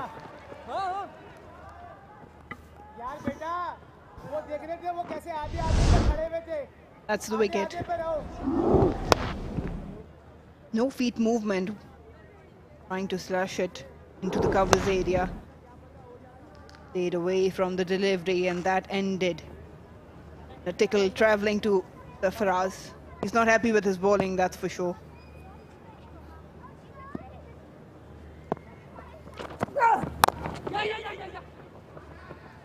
Yeah, he took that wicket, Mir Hamza, but wasn't happy. He was hit for a boundary. He was hit for a 6. And being the senior, he was given that over, yes, to get a wicket, but not to leak runs. And in that over, KP managed to make it a runner ball.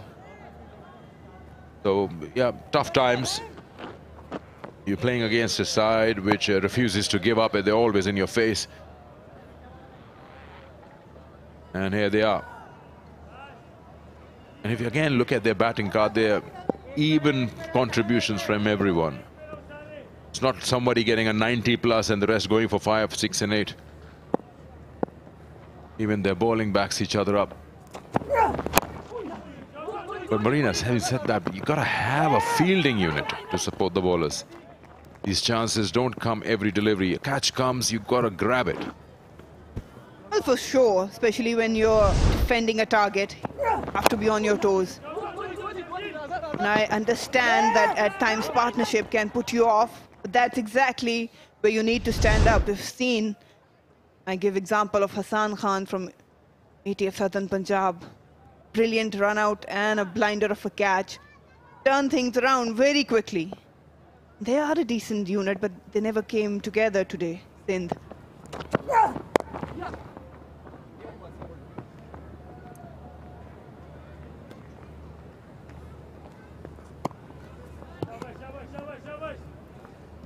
At times when you have a very formidable bowling lineup, you expect to take early breakthroughs. That's the catch. Ibrar, very late to react, and when he did, wasn't sure. I think it hurried onto him and then just tried to stop it. Was in no position for the catch. The worst part is when you can see yourself on the big screen. It's a reminder.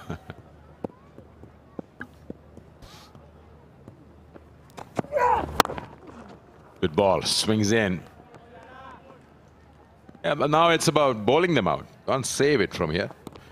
And he got 6 wickets to take. End of the over. 140 for 4.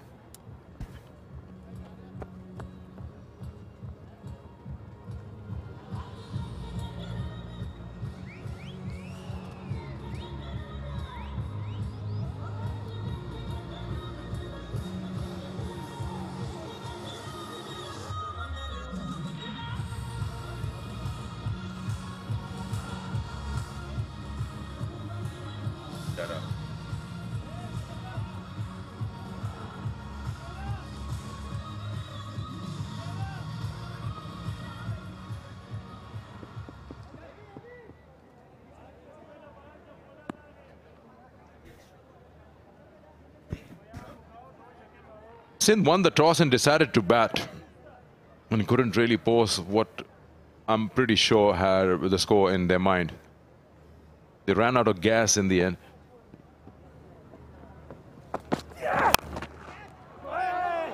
Pulled away. I think he's got a hand to it. That's what's taken the pace off, has allowed Saad to cover and stop that boundary. Otherwise, it was a 4. And Anwar Ali has put his hand into it. It was hit hard, no doubt about it. Fetching outside off stump. You can see it's going to hurt. Well, at toss, usually Saud Shakil goes on saying that we'll assess the surface and then try to think of a total. Does that have an effect on the team? Short ball calls for 2. Here the fielder's thinking about stopping the boundary. easy too. First time KP is chasing, and it seems like they'll do it comfortably. I'm just coming back to the point that where Sindh chose to bat first. So when you choose, you've got a plan. It's just that it was a feeling. We can see Sarfaraz has almost played a runner ball. Even if you say he's playing an anchor's knock, the other side was struggling to get those big hits going.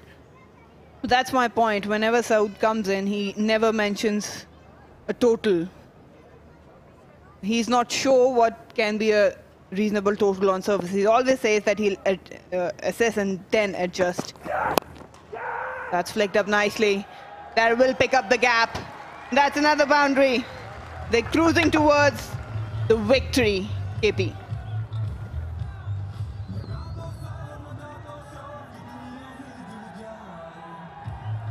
That's a beautiful shot. Look at those wrists.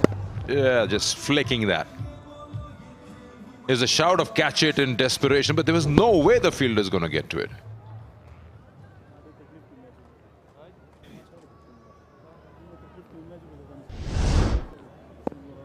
He's got the look of the boss.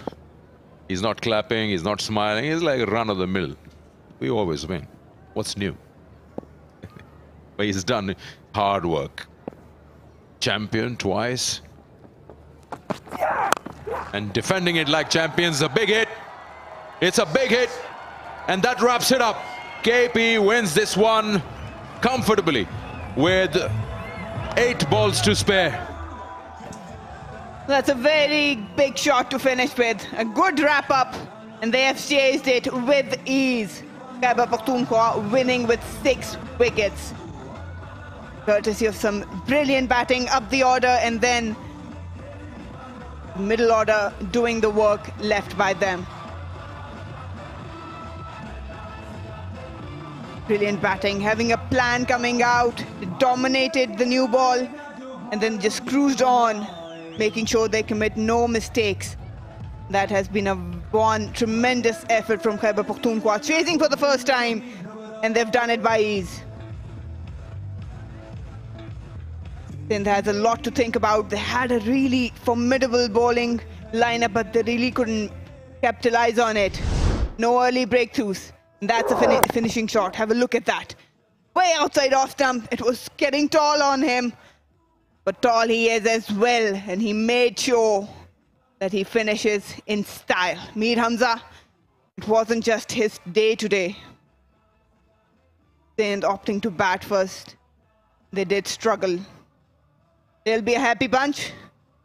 Always gel together, and they know what role they have to play, each and every one of them.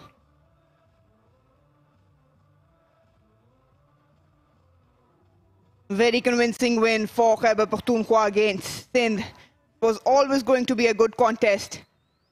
But the men in grey and black, they made sure they kept their dominance talking.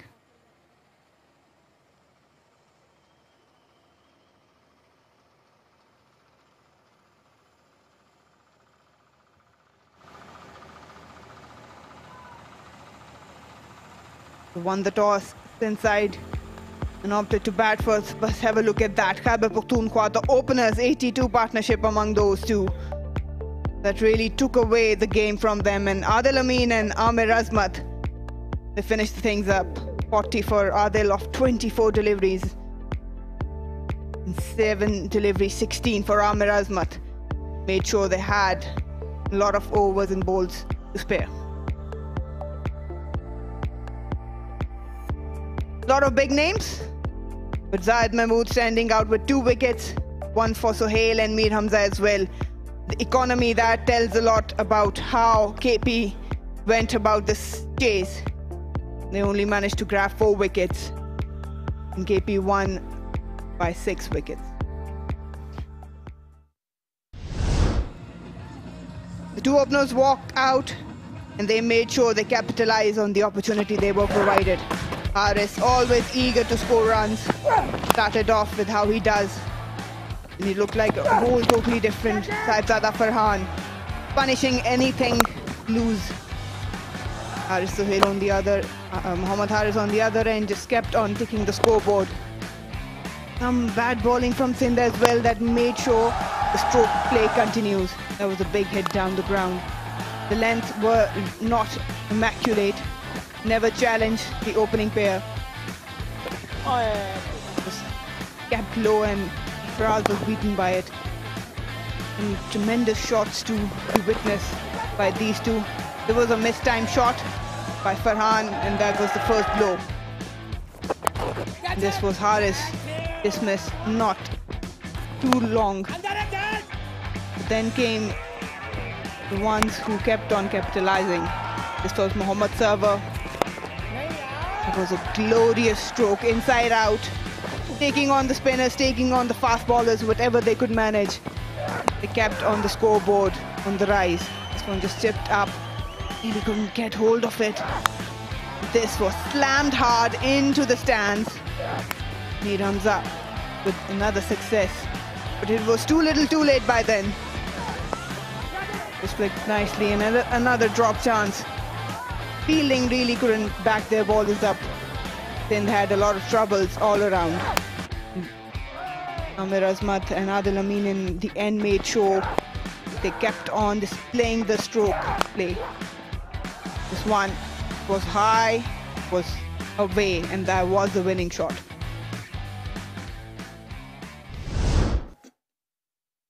Khyber Pakhtunkhwa with another win. That's a big one against Sindh with 6 wickets. That's a confirmation. Batting first, 151 was put on board. Saad 40, Sarfaraz managed 24 and Saim 23. Mohammad Ali, he bowled 2 overs. Adil and Mohammad 1. In reply, Sahibzada with 45, Adil with 40. Zahid grabbed 2 wickets, one for Sohail and one for Mir Hamza, and Khyber Pakhtunkhwa ended the 6-wicket win. Win has definitely provided them some breakthrough right back on the top. These are the standings so far for Kingdom Valley National T20. Sindh now on number 3, ATF on number 2, followed by Balochistan, Northern and Central Punjab. Khyber Pakhtunkhwa flying high. We'll take a break now and we will join you with the post-match presentation.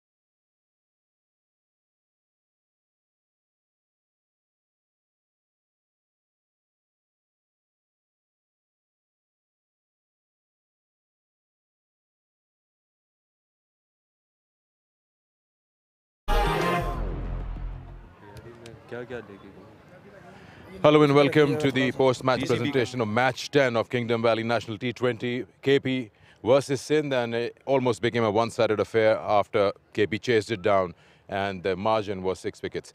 Just having a look at the performers today and the two captains. Before I get to them, I'd welcome our guest today, Mr. Mohammad Waseem. He's the Chief Selector, Pakistan Cricket Board.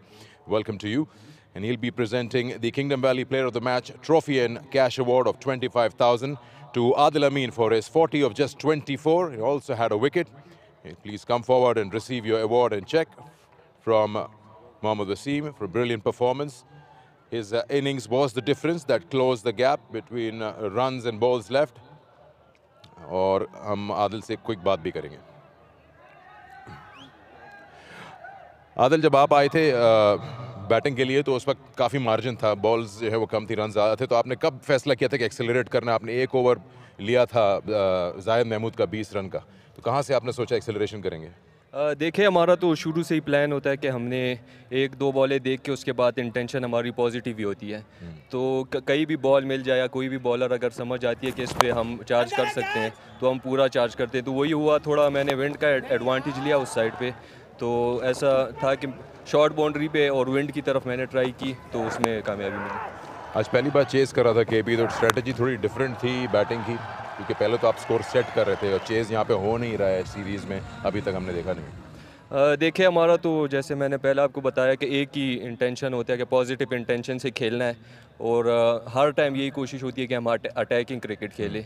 तो चाहे Chase हो चाहे हम पहली batting कर रहे हो, तो हमारा एक ही प्लान चलता है कि पॉजिटिव क्रिकेट खेलें. चलिए ठीक है, good positivity, thank you so much. मैं इनवाइट करूंगा अब सऊद शकील को, the captain of Sindh, will have a few words with us and he'll tell us exactly what went wrong today. Saud, toss आपने जीता था तो ऑब्वियसली आपके माइंड में एक स्ट्रैटेजी थी, एक स्कोर था. कहाँ आपको लगता है कि मिस आउट कर गए उस अपॉर्चुनिटी को? मेरा ख्याल है कि वही एक हमारा जो पार्ट है, हमसे अच्छा फिनिश नहीं हो रहा हर मैचों में. फिर हम 15 से 20 रन शॉर्ट थे, तो वही मेरे ख्याल से डिफरेंस था मैच का. वही शायद आपने जो आइडेंटिफाई किया, आपके सेकंड लास्ट ओवर में 2 ही रन बने, लास्ट में तकरीबन 11. सो आपके माइंड में तकरीबन था कि 160-65 होते तो ये सही स्कोर रहता. जितना मैंने पिच को असेस किया तो हमारा प्लान ये था कि हम 165 to 170 टारगेट करें. अभी भी आप देखें कि हम सिर्फ 10 रन शॉर्ट हो गए और मैच आखिरी ओवर तक गया. तो बस वही एक एरिया जहाँ जो मुझे कंसर्न है. फील्डिंग में अगर आप थोड़ा उस पर भी देखना चाहेंगे, फाइन ट्यून करना चाहेंगे सर्टन मोमेंट्स जहाँ पे कैचेस नहीं हो पाए? हाँ जी, फील्डिंग तो आपको पता है काफ़ी इंपॉर्टेंट रोल प्ले करती है T20 मैच में, और काफ़ी इंपॉर्टेंस है उसकी. 1-2 लैप्स हो गए, अगर वो उस टाइम पे क्रूशल कैचेस हो जाते तो शायद रिजल्ट डिफरेंट होता. अच्छा, ये जो मैंने पहले भी सवाल किया था आपसे कि क्योंकि प्रेडोमिनेंटली रिजल्ट्स आ रहे हैं पहले बैटिंग करते हुए, तो उसका कितना दखल है कैप्टन के फैसले में? मेरा ख्याल है कि थोड़ा सा इतना नहीं होता. हमने आज पिच असेस किया, लेकिन हम अपनी स्ट्रेंथ पे गए. बॉलिंग मेरी स्ट्रेंथ थी तो मैं उसको बैक कर रहा था जब भी मैंने पहले बैटिंग किया आज. चलिए, no problem, better luck next time. Thank you for joining us. Thank you very much. And now I invite Khalid Usman, the captain of KP, to come and have a few words with us. Khalid, 3 out of 3, पिछले 2 साल से champion. Tough होता होगा as a captain कि कहाँ mistakes निकालूं? जब आप जीत रहे होते हैं तो बड़ा टफ होता है आइडेंटिफाई करना कि हम कहीं गलतियां कर रहे हैं कि नहीं. नहीं, बिल्कुल ऐसा ही है कि हम मीटिंग में लड़कों को बताते हैं कि इससे अच्छा होना चाहिए, और जैसे कल रात हमारी मीटिंग में सब प्लान किया हुआ था और उसी पे चले तो आज रिज़ल्ट बहुत अच्छा आया. आज आपने चेज़ करके जीता है, चेज़ यूजुअली हो नहीं रहा, यही सवाल मैं काफ़ी कैप्टन से पूछ रहा हूँ. कोई डिफरेंट स्ट्रैटेजी होती है बैटिंग में आप लोगों की टीम की, क्योंकि आपने इस चेज़ को तो बड़ा आसान बना दिया? नहीं, बिल्कुल ऊपर से स्टार्ट अच्छा मिला, फिर बीच में थोड़ा सा हम स्लो खेले, लेकिन आदिल अमीन और जिस तरह आमिर अजमत खेला है तो क्रेडिट उनको जाता है. ऐसा लग रहा था कि आपने क्लियर इंस्ट्रक्शंस दी हुई थी, क्योंकि स्लो स्टार्ट लिया था, पावर प्ले में विकेट्स नहीं लूज़ करने थे. बिल्कुल ऐसा ही है कि पहले 2-3 ओवर स्विंग होता है, तो बाद में उन्होंने जो 3 ओवर में 7 मेरे ख्याल से 18-19 रन थे, और बाद में उन्होंने कवर किया था. 5-6 ओवर में हमारा 53 लगा हुआ था बोर्ड पे. तो इस तरह प्लान से जाते हैं हमारे मैच में. चलिए, आपकी टीम ने साबित कर दिया कि चेज़ भी पॉसिबल है, अच्छी क्रिकेट खेली जाए. Thank you so much for joining. Thank you. So KP wins this one by 6 wickets and they top the table 3 out of 3, and that's all from the presentation.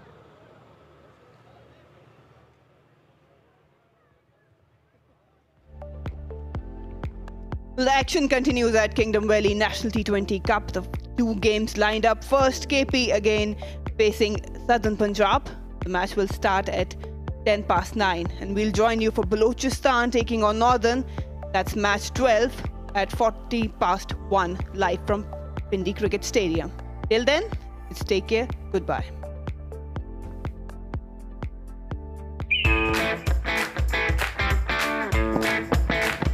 Good looking shot.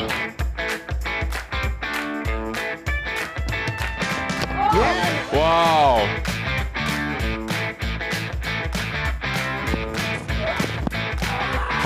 LBW, जी हाँ,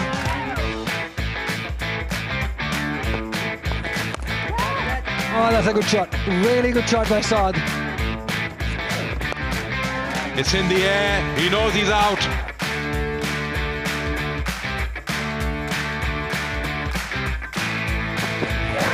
से खेलने में कामयाब हो गए बड़े खूबसूरत तरीके से और गेंद शॉट गिरा दी और तय कर दिया With himself at this. Look at that. Look at that. साहबजादा Farhan यहाँ पर कैच आउट होने का खतरा है और कोई गलती नहीं की, सीधा गेंद गई दानिश अजीज के महफूज हाथों में और ये सॉफ्ट डिस्मिसल